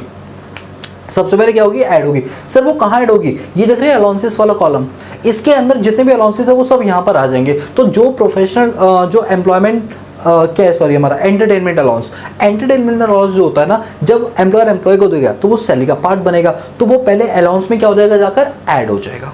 अलाउंसेस में जाके क्या हो जाएगा, पहले वो ऐड हो जाएगा। उसके बाद नीचे आपको उसकी क्या मिलेगी, डिडक्शन मिल जाएगी। सर क्या ये डिडक्शन सबको मिलती है, आंसर इज नो। ये डिडक्शन सिर्फ और सिर्फ गवर्नमेंट एम्प्लॉयज को ही मिलती है। मैं ये नहीं कह रहा कि एंटरटेनमेंट अलाउंस प्राइवेट को नहीं मिलती है। भैया प्राइवेट जॉब कर रहे हो, गवर्नमेंट जॉब कर रहे हो, दोनों जगह पर आपको मिल सकता है एंटरटेनमेंट अलाउंस, लेकिन उसका जो डिडक्शन है ना, वो सिर्फ और सिर्फ गवर्नमेंट एम्प्लॉय को ही मिलेगा और किसी को नहीं। सर ऐसा क्यों किया? दोस्तों सच बताओ मुझे भी लॉजिक क्लियर नहीं हुआ कि ऐसा क्यों गवर्नमेंट ने किया, बट जहाँ तक मेरी समझ बोलती है वो ये बोलती है कि प्राइवेट जॉब्स के अंदर ना इस टाइप की चीज़ें दी ही नहीं जाती है, ये जनरली सरकार ही देती है, वो भी तब जब इसके लिए कोई लॉ वगैरह बनाया हो तो सरकार की मजबूरी है देना। तो ऐसे केस में जब सरकार यानी एम्प्लॉयर उनको पेमेंट करेगी एम्प्लॉयज़ को, गवर्नमेंट एम्प्लॉयज़ को, तो वो पहले तुम्हारी अलाउंसेस का पार्ट बनेगा, फिर बाद में नीचे उसको क्या करवा दिया जाएगा, माइनस, यानी उसकी क्या मिल जाएगी, आपको डिडक्शन मिल जाएगी। तो हमको ये समझ आया कि अगर एक प्राइवेट एम्प्लॉयर एम्प्लॉय को ये मिल रहा है एंटरटेनमेंट अलाउंस, तो उसकी डिडक्शन नहीं मिलेगी बल्कि वो अलाउंस में ऐड होकर रह जाएगा। लेकिन अगर एक गवर्नमेंट एम्प्लॉय है तो वो पहले अलाउंस में ऐड करेगा, नीचे उसकी क्या मिल जाएगी, उसको डिडक्शन मिल जाएगी। आई बात समझे? ये सर हमें एंटरटेनमेंट अलाउंस समझ आ गया। तो चलिए अब एंटरटेनमेंट अलाउंस में डिडक्शन कितनी मिलेगी, जो भी इन तीनों में से कम होगा। पहले एक बार पढ़ लेते हैं। देखिए लिखा हुआ है section 16 clause 2 entertainment allowance deduction is available to the government employee. सबसे पहली बात ये लिखी है कि डिडक्शन किसको मिलेगी, गवर्नमेंट एम्प्लॉय को मिलेगी। If he exercise the option of shifting out, यानी ये डिडक्शन तभी मिलेगी जब आप डिफॉल्ट टैक्स रिजिम से शिफ्ट हो जाओगे, ओल्ड टैक्स रिजिम में आ जाओगे। यानी एंटरटेनमेंट टैक्स की अलाउंस या एंटरटेनमेंट अलाउंस जो होता है, इसकी डिडक्शन सिर्फ उन्हीं को मिलती है जिन्होंने डिफॉल्ट टैक्स रिजिम ना फॉलो करके ओल्ड टैक्स रिजिम फॉलो किया है, यानी न्यू टैक्स रिजिम वालों को नहीं मिलते डिडक्शन। वही लिखा हुआ है deduction is available to the government employee, पहली बात ये गवर्नमेंट एम्प्लॉय को मिलती है। If he exercise the option of shifting out the default tax regime under section 115 BAC, यानी वो डिफॉल्ट टैक्स रिजिम से आउट हो जाए, वो इस सिस्टम से निकल जाए, पुराने वाले में आ जाए, तो उसको इसकी क्या मिल जाएगी, डिडक्शन मिल जाएगी। सबसे पहले ये ऐड किया जाएगा सैलरी, मैंने अभी भी पढ़ा था, पहले आप इसको अलाउंसेस में क्या करेंगे, ऐड करेंगे। तो लिखा है is firstly to be added in salary, then it would be deducted from gross salary. उसके बाद ये ग्रॉस सैलरी से क्या हो जाएगा, ग्रॉस सैलरी से क्या हो जाएगा, माइनस हो जाएगा। ये देखिए बाद में फिर हमने क्या किया, ग्रॉस सैलरी से माइनस करवा दिया, ठीक है। अब ये ध्यान देना कि एम्प्लॉयर ने एम्प्लॉय को कितना भी एंटरटेनमेंट अलाउंस दिया हो, जरूरी नहीं है कि एम्प्लॉय ने खर्च किया हो, तो खर्च किया है नहीं कि ये इरिलेवेंट है। वो नहीं भी खर्च करेगा ना तो भी उसे डिडक्शन मिलेगी, और उसने ये रूल्स को फॉलो कर दिया, उसने पूरा खर्च कर दिया तो भी उतनी ही मिलेगी। सर कितनी मिलेगी, तीनों में से जो कम होगा। Actual amount receive 20% of basic पे और 5000 विच एवर इज लोअर। यानी कि ध्यान से सुना, लेट सपोज कि मुझे एंटरटेनमेंट अलाउंस मिला 2500 रुपये का, कितने रुपए का, 2500 रुपये का, और मेरी सैलरी है 5000 रुपये पर मंथ। कितनी है मेरी सैलरी, 5000 रुपये पर मंथ है। अब मेरी बात को सुनो, अगर मेरी सैलरी 5000 रुपये पर मंथ है और मुझे 2500 क्या मिला है, बोलो वो 2500 क्या मिला है, एंटरटेनमेंट अलाउंस। तो पहली बात मेरी बेसिक पे कितनी आ रहेगी, अगर सैलरी 5000 है तो 5000 इंटू 12 कितना हो गया, 60000। तो बेसिक पे कितना आ गया, 60000। इसके बाद मुझे 2500 रुपये पूरे साल का क्या मिला, एंटरटेनमेंट अलाउंस। तो अलाउंसेस में कितना ऐड कर दूंगा, 2500 ऐड कर दूंगा। दोनों को ऐड करके क्या आ जाएगा, ग्रॉस सैलरी आ जाएगा, उसमें से डिडक्शन माइनस कर देंगे। उसके बाद क्या होगा, आपको एंटरटेनमेंट अलाउंस की डिडक्शन मिलेगी। कितनी मिलेगी, एक्चुअल अमाउंट रिसीव। आप मुझे बताएंगे एक्चुअल अमाउंट कितना रिसीव हुआ, 2500। दूसरा 20% ऑफ बेसिक पे, ये बताइए बेसिक पे कितनी थी, 5000 इंटू 12 60000। 60000 का 5% कितना हुआ, 3000।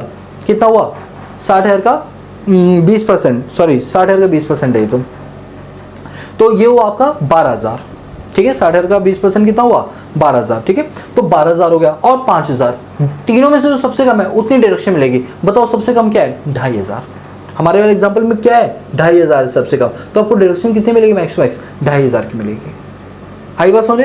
तो ये, तो आप मुझे बताएंगे एंटरटेनमेंट अलाउंस में डिडक्शन कितनी मिलती है, लोअर ऑफ द फॉलोइंग। पहला एक्चुअल अमाउंट रिसीव, दूसरा 20% ऑफ बेसिक पे, तीसरा 5000। तो स्टैट्यूटरी लिमिट कितनी है एंटरटेनमेंट अलाउंस की, maximum, that is rupees 5000, which ever is lower shall be deductible under section 16 clause 2। बोलो समझ आया, यस सर। अब इसके बाद हमारे पास आता है सेक्शन नंबर 16 क्लॉज 3। क्या आता है, 16 clause 3, that is professional tax, that is professional tax. Sir ये प्रोफेशनल टैक्स क्या होता है, देखिए दोस्तों ध्यान से सुना, प्रोफेशनल टैक्स ना एक स्टेट लेवल का टैक्स है। कैसे लेवल का टैक्स है, स्टेट लेवल का। मतलब ये होता है कि जैसे हमारे भारत के संविधान में ना 448 आर्टिकल है, तो उसी में एक आर्टिकल है 276 जो ये बोलता है कि राज्यों के पास, राज्य सरकारों के पास, स्टेट गवर्नमेंट के पास ये पावर है कि वो अपने राज्य में जो काम करने वाले एम्प्लॉयज़ हैं उनके प्रोफेशन के अकॉर्डिंग उनके ऊपर प्रोफेशनल टैक्स लगा सकता है। आर्टिकल 276 के अकॉर्डिंग राज्य सरकारों को ये अधिकार है कि वो अपने राज्य में काम करने वाले एम्प्लॉयज़ के ऊपर प्रोफेशनल टैक्स लगा सकता है depending on the salary, but max to max 2500 ही लगा सकता है, उससे ज़्यादा प्रोफेशनल टैक्स गवर्नमेंट चार्ज नहीं कर सकती। अब आप एक बात बताइए, जब आपने अपनी सैलरी के अकॉर्डिंग राज्य सरकार को 2500 रुपये टैक्स के दे दिए, तो क्या वो तुम्हारी सैलरी का पार्ट बनेगा? सर उल्टा हमने दे और दिया टैक्स, तो ऐसे में सेंट्रल गवर्नमेंट बोलती है कि तुम्हें इनकम टैक्स में उस चीज़ की क्या दे देंगे, हम डिडक्शंस दे देंगे। इनकम टैक्स में तुम्हें क्या दे देंगे, डिडक्शन। किस नाम से, प्रोफेशनल टैक्स के नाम से। कौन से सेक्शन में, सेक्शन 16 क्लॉज 3 के अंदर हम आपको क्या दे देंगे, डिडक्शन दे देंगे। बोलो बात समझ आइए। सर एक बात बताइए कि ये डिडक्शन सबको मिल जाती है, चाहे गवर्नमेंट हो प्राइवेट हो। यस, ये सबको मिल जाती है, चाहे आप गवर्नमेंट एम्प्लॉय चाहे प्राइवेट एम्प्लॉय। लेकिन याद रहे पेमेंट किसके द्वारा की गई हो, एम्प्लॉय के द्वारा। अगर पेमेंट रिम्बर्स होगी एम्प्लॉय से तो नहीं मिलेगी डिडक्शन, तो बिल्कुल नहीं मिलेगी। यानी एक्चुअली में पेड किसने किया हो, एम्प्लॉय ने पे किया हो। जितना पे किया उतने की मिलेगी, या मैक्सिमम कितने की मिलेगी, 2500 की मिलेगी। मैक्सिमम कितने की मिलेगी, 2500 की। चलिए एक बार प्रोफेशनल टैक्स, जिसका एक और नाम होता है एम्प्लॉयमेंट टैक्स, इसका दूसरा नाम क्या होता है, एम्प्लॉयमेंट टैक्स। पढ़ते हैं जरा। लेविड, लेविड में तो होता है लगाना। Levied by state under the article 276 of Indian constitution, ये हमारे भारत के संविधान के आर्टिकल 276 के अकॉर्डिंग लगाई जाती है। डिडक्शन शैल नॉट एक्सीड 2500 रुपये पर एनम, एक साल में 2500 से ज़्यादा की डिडक्शन आपको नहीं मिलेगी। If it is paid by employ during the previous year, और रियलिटी में किसके द्वारा पे की गई हो, एम्प्लॉय के द्वारा पे की, एम्प्लॉयर के द्वारा नहीं। सर अगर मान लीजिए कि 10,000 का प्रोफेशनल टैक्स है, 10,000 का, और वो पे किया गया, जिसमें पूरी पेमेंट जो है वो एम्प्लॉयर ने कर दी, एम्प्लॉय के बिहाफ पे, तो भाई क्योंकि एम्प्लॉयर ने पे की ना, तो वो पहले तुम्हारी सैलरी का पार्ट बनेगा, तुम्हारे अलाउंस में ऐड होगा। 10,000 पूरे अलाउंस में ऐड होगा, लेकिन डिडक्शन 1 रुपये की भी नहीं मिलेगी, क्योंकि डिडक्शन को लेने के लिए एम्प्लॉय का पे करना ज़रूरी है।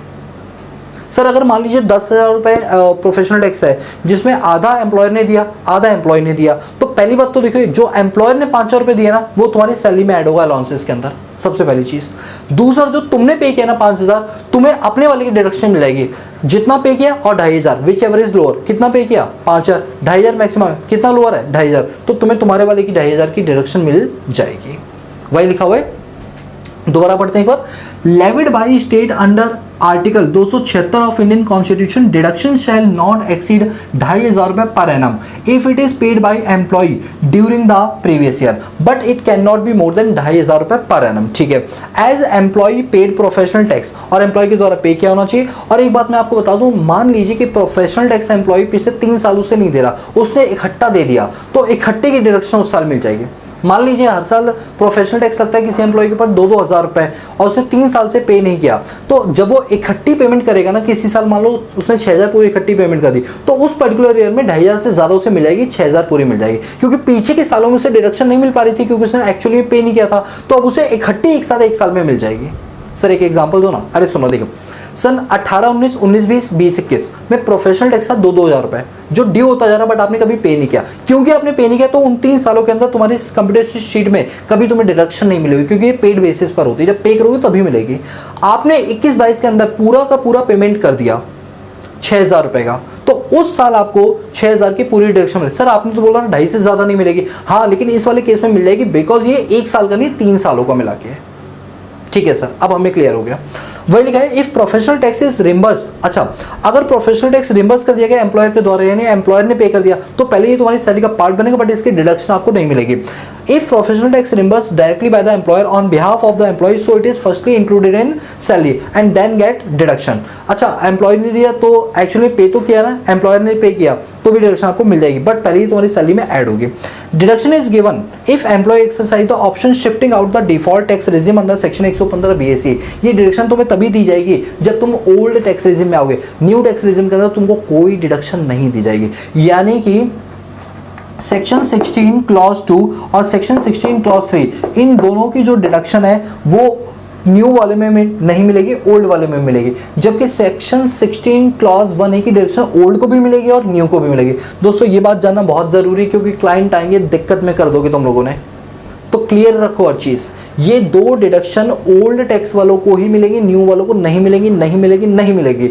याद करो, जब मैंने स्टार्टिंग क्लासेस में पूरी वो चैन लिखवाई थी कि डिडक्शन मिलेगी नहीं मिलेगी, तो याद है मैंने ये सेक्शन लिखवाए थे। एक बार जाके पुरानी कॉपी देखो अपनी, पुरानी चैप्टर की, आपको समझ में आ जाएगा। उस वक्त मैं बोलता था कि आगे जाकर मैं पढ़ाऊंगा, देखो अब वो दिन धीरे धीरे आ रहे हैं, अब मैं आपको वो चीज़ें पढ़ा पा रहा हूँ। ठीक है, चलिए बोलो क्लियर हो। अब हमारा पूरा फॉर्मूला देखिए अब जरा, तो basic pay plus DNS allowance plus bonus plus commission plus retirement benefit plus perquisite allowances, इन सबको ऐड करके आ गया ग्रॉस सैलरी। फिर हमने माइनस किया सेक्शन 16 क्लॉज 1 स्टैंडर्ड डिडक्शन 50,000 रुपये, section 16 clause 2 entertainment allowance, section 16 clause 3 professional tax. इन सबको माइनस करने के बाद हमको मिल जाएगी हमारी income under the heads of salary. क्या मिल जाएगी? Income under the heads of salary. और ये वही सैलरी है जब हम कंप्यूटेशन शीट तैयार करते थे ना सेक्शन 14 वाली, तो यही वाली सैलरी हम वहां लिखते थे, यही वाली सैलरी हम वहां लिख दिया करते थे। तो सर इतना बड़ा फॉर्मेट होता था उसका। हाँ दोस्तों, ये प्रॉपर फॉर्मेट मैंने आपको करवा दिया। अब इसी फॉर्मेट को ना हम खोलेंगे, हर चैप्टर में, हर वीडियो में खोलते रहेंगे और डिटेल में पढ़ेंगे इन सभी के बारे में, बहुत ही ज़्यादा डिटेल में। आप लोग मेरा साथ देंगे, बोलो क्लियर है? एक एग्जाम्पल करा दूँ, मैं सोचो एक एग्जाम्पल से ना ये चीज़ें और ज़्यादा क्लियर हो जाएंगी। ठीक है, एक एग्जाम्पल करा देता हूँ। ठीक है, तो एग्जाम्पल कराने के लिए ना मैं एक काम करूँ, पहले क्वेश्चन डिस्प्ले कर देता हूँ, उतनी देर में ना मैं ये वाला पार्ट रब कर देता हूँ। सर रब मत करो, हमें नोट करना है। देखो मैं अभी साइड हो रहा हूँ, आप इसका स्क्रीनशॉट ले लो। ठीक है, और वैसे तो मैं आपको सच बोलूँ ना, अभी स्क्रीनशॉट की भी ज़रूरत नहीं है आपको, क्योंकि ये सारे नोट्स मैं आपको अवेलेबल करा दूँ। लेकिन अभी मेन टाइम में अगर इनकेस नोट्स अपलोड भी नहीं हो पाए तो आप उस टाइम पर नोट कर लेना ये। ठीक है, साइड हो गया था, स्क्रीनशॉट ले लिया होगा। मैं सिर्फ इतने वाले पार्ट को रब करूंगा क्योंकि मुझे अपनी कंप्यूटेशन करनी है इस वजह से। ठीक है, चलो तो एक मिनट क्वेश्चन तो दिखा दूं। ठीक है, तो क्वेश्चन ये रहा। क्वेश्चन देखिए, एक बार आप क्वेश्चन को पढ़िए, जब तक मैं इसको ना रब कर देता हूँ, इसके बाद फिर इसको मैं सॉल्व करवा के दिखा दूंगा, तो बस आपका कॉन्सेप्ट क्लियर हो जाएगा आज की क्लास का, और आज की क्लास हमारी सक्सेसफुल हो जाएगी। सर बोलते बहुत ज़्यादा हो आप, क्या करें, बोलने के तो खाते हैं क्या? इधर आओ, क्वेश्चन देखो, चलो क्वेश्चन पढ़ो मेरे साथ। ओके सर, पढ़ाओ। देखिए, मिस्टर राम एम्प्लॉयड है बीटा लिमिटेड कंपनी में एज ए स्टोर मैनेजर, और ये कंपनी कहाँ पर है? दिल्ली में है। उनको 30,000 रुपये पर मंथ मिलते हैं बेसिक पे के। चलिए ठीक है, तो हम यहाँ पर लिखेंगे calculation of salary of mister Ram. ठीक है भाई, सबसे पहले क्या है आपको दे रखा? बेसिक पे। बेसिक पे दिया हुआ है, कितना है बताओ? 30,000 रुपये पर मंथ। लीजिए भाई, 30,000 इंटू में 12, ये आ गया आपका 3,60,000। इसके बाद आगे लिखा हुआ है डीएनएस अलाउंस उनको मिल रहा है 5,000 पर एनम। मैं शॉर्ट में उसको डीए लिख रहा हूँ। 5,000 पर मंथ, यानी साल में उनको मिला 60,000। इसके बाद आगे लिखा हुआ है कि he also eligible for commission, वो एलिजिबल है किसी इसके लिए? कमीशन के लिए। ऑन टोटल टर्नओवर 10%, यानी जो भी उनका टर्नओवर है उसका 10% उनको क्या मिल जाएगा? कमीशन। अगर आप क्वेश्चन की लास्ट लाइन देखोगे तो वहां टर्नओवर दे रखा है कितना है? 20 लाख। तो ये लीजिए कमीशन, कमीशन निकलेगा टर्नओवर पे। टर्नओवर हमको दे रखा है 20 लाख रुपए। 20 लाख का कितना परसेंट? 10%। तो ये कितना दे आपका? 2 लाख रुपए, 2 लाख रुपीज आ गया। इसके बाद आपको दे रखा है during the year 23-24 company paid him entertainment allowance 30,000 rupees. Company ने इनको एंटरटेनमेंट अलाउंसेस दिए हैं। तो पहले तो एंटरटेनमेंट अलाउंस सैलरी का पार्ट बनेगा क्योंकि एम्प्लॉयर ने इसको दिया है। ठीक है, 30,000 रुपये पर एनम। लो भाई, 30,000 रुपये हमने एंटरटेनमेंट अलाउंस के यहाँ पर ऐड कर दिए। फिर लिखा हुआ है मिस्टर राम ने पे किया professional tax respective state rupees 10,000 per annum, out of which 20% amount is paid by the company. एक बात बताइए, मिस्टर राम ने कितना प्रोफेशनल टैक्स पे किया? 10,000 एक साल में, लेकिन उसमें से 20% एम्प्लॉयर ने पे किया। तो एम्प्लॉयर ने जो पे किया वो उसकी सैलरी में ऐड हो जाएगी। सेक्शन 15 में पढ़ा था ना कि एम्प्लॉयर कुछ भी अपने एम्प्लॉय को देगा वो क्या माना जाएगा? सैलरी का पार्ट माना जाएगा। तो यहां पर मैं लिखूंगा आपका professional tax allowance. Professional tax allowance. Sir ये आप यहां क्यों लिख रहे हो? क्योंकि भाई एम्प्लॉयर ने पे किया है। ये किसने पे किया है? एम्प्लॉयर ने पे किया है। एम्प्लॉयर ने पे किया तो वो हमारी सैलरी का पार्ट बन जाएगा। 10,000 पूरा नहीं, 10,000 का 20% बोले तो 2,000। कितना? 2,000। इसके बाद आगे लिखा हुआ है आपको कैलकुलेट करना है सैलरी इनकम। ठीक है भाई, जब हम इन सबको ऐड करेंगे हमको क्या मिल जाएगी? सर हमको मिल जाएगी ग्रॉस सैलरी। चलो एक बार ऐड करते हैं। कहाँ है कैलकुलेटर? देता प्रकट हो जाइए। कैलकुलेटर देवता प्रकट हो चुके हैं। 3,60,000 plus 60,000 plus 2 lakh plus 30,000 plus 2,000, this is 6,52,000। Gross salary कितनी आ गई? 6,52,000 रुपए की आ गई। अब हम इसमें से माइनस करेंगे सेक्शन 16 क्लॉज 1A की स्टैंडर्ड डिडक्शन। एक्चुअल सैलरी 6,52,000 और 50,000 विच एवर इज लोअर, कितने की डिडक्शन मिलेगी? सर 50,000 की पूरी पूरी मिल जाएगी।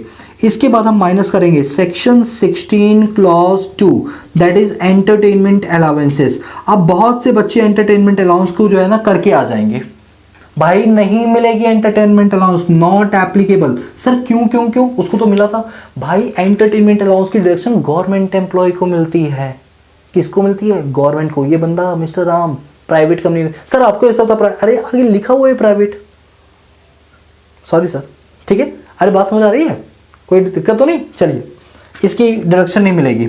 इसके बाद सेक्शन ये माइनस करेंगे हम सेक्शन 16 क्लॉज 3 को। ये किस चीज के लिए होती है? सेक्शन 16 क्लॉज 3 होता है प्रोफेशनल टैक्स के लिए। अब आप मुझे एक बात बताइए, प्रोफेशनल टैक्स एम्प्लॉय ने कितना पे किया? 8,000। और मैक्सिमम डिडक्शन कितनी मिलती है? 2,500 रुपए की। तो मैक्स टू मैक्स कितना माइनस कर देंगे हम यहाँ से? 2,500 माइनस कर देंगे। तो 6,52,000 में से 50,000 गए और 2,500 गए, तो सैलरी आ गई 5,99,500, 5,99,500 rupees. This is called income under the heads of salary as per section 15 से 17। आपको समझ आया? इस क्वेश्चन से ना आपको सारे के सारे कॉन्सेप्ट्स तो क्लियर हो गए होंगे। जितना मैंने अभी आपको पढ़ाया वो चीज़ें क्लियर हो गई हैं। लेकिन अभी ना एंटरटेनमेंट अलाउंस वाला पॉइंट नहीं हुआ। एंटरटेनमेंट अलाउंस वाला ये नहीं हुआ। ये तब होता जब ये गवर्नमेंट एम्प्लॉय होता। एक काम करें, इसी क्वेश्चन को एक बार मैं गवर्नमेंट एम्प्लॉय से करा दूं। मान लो कि मिस्टर राम जो है वो गवर्नमेंट एम्प्लॉय होता, तो उस केस में एंटरटेनमेंट अलाउंस कैसे डिडक्ट करते हैं, ठीक है, वो मैं आपको समझा देता हूँ। ठीक है, यहाँ रफ में समझा दो, जस्ट समझाने के पर्पज से ये सर समझा दो। तो हम नीचे ना यहाँ पे एंटरटेनमेंट अलाउंस में उसको डिडक्शन देते, कैसे निकालते? सबसे पहले एक्चुअल अमाउंट रिसीव। तो देखिए एंटरटेनमेंट अलाउंस एक्चुअली में कितना रिसीव हुआ था? 30,000, तो हम यहाँ पर लिखते 30,000। दूसरा पॉइंट क्या था? 20% ऑफ बेसिक पे। तो बेसिक पे कितना था? 3,60,000। 3,60,000 का 20% निकालोगे कितना आ जाएगा सर? ये आ जाएगा आपका 72,000। कितना आ जाएगा? 72,000। और तीसरा क्या है? 5,000। तो लोअर क्या है इसमें सर? लोअर है 5,000। लोअर कितना है? 5। तो यहां पर जहां मैंने नॉट एप्लीकेबल लिखा ना, यहां पर क्या आ जाता? 5,000। यहां पर कितना था? 5,000। लेकिन ये तब होता जब पूरा क्वेश्चन में मिस्टर राम की क्या होती? गवर्नमेंट जॉब, बट फिलहाल प्राइवेट जॉब है। बट मैंने आपको समझा दिया, आपको समझ आ गया एंटरटेनमेंट अलाउंस की डिडक्शन कैसे दी जाती है? क्लियर है? चलो, तो अभी आज एक ही न्यूमेरिकल कराए, वो भी इस वजह से कराए जिससे कि जो चीजें समझाई है ना वो आपके दिमाग में चढ़ जाए, वरना आपको ऐसा लगे पूरा थ्योरी जैसा हो गया। अब दोस्तों, अब जितने भी चैप्टर हैं वो सारे के सारे थ्योरी प्लस प्रैक्टिकल दोनों के दोनों है। समझ रही बात? ठीक है, तो बाकी इसके नोट्स वगैरह चाहिए, पिछले किसी भी चैप्टर की चाहिए, सारी चीज़ आपको टेलीग्राम पे अवेलेबल करा दे जाएंगे और मैं उम्मीद करता हूँ कि क्लास आपको बिल्कुल समझ में आएगी। ठीक है दोस्तों, so guys if you like the video give a big thumbs up and subscribe the channel, press the bell icon so that you notify all the time when I post new video on this YouTube channel. बाकी मिलते हैं next class में, तब तक के लिए peace out.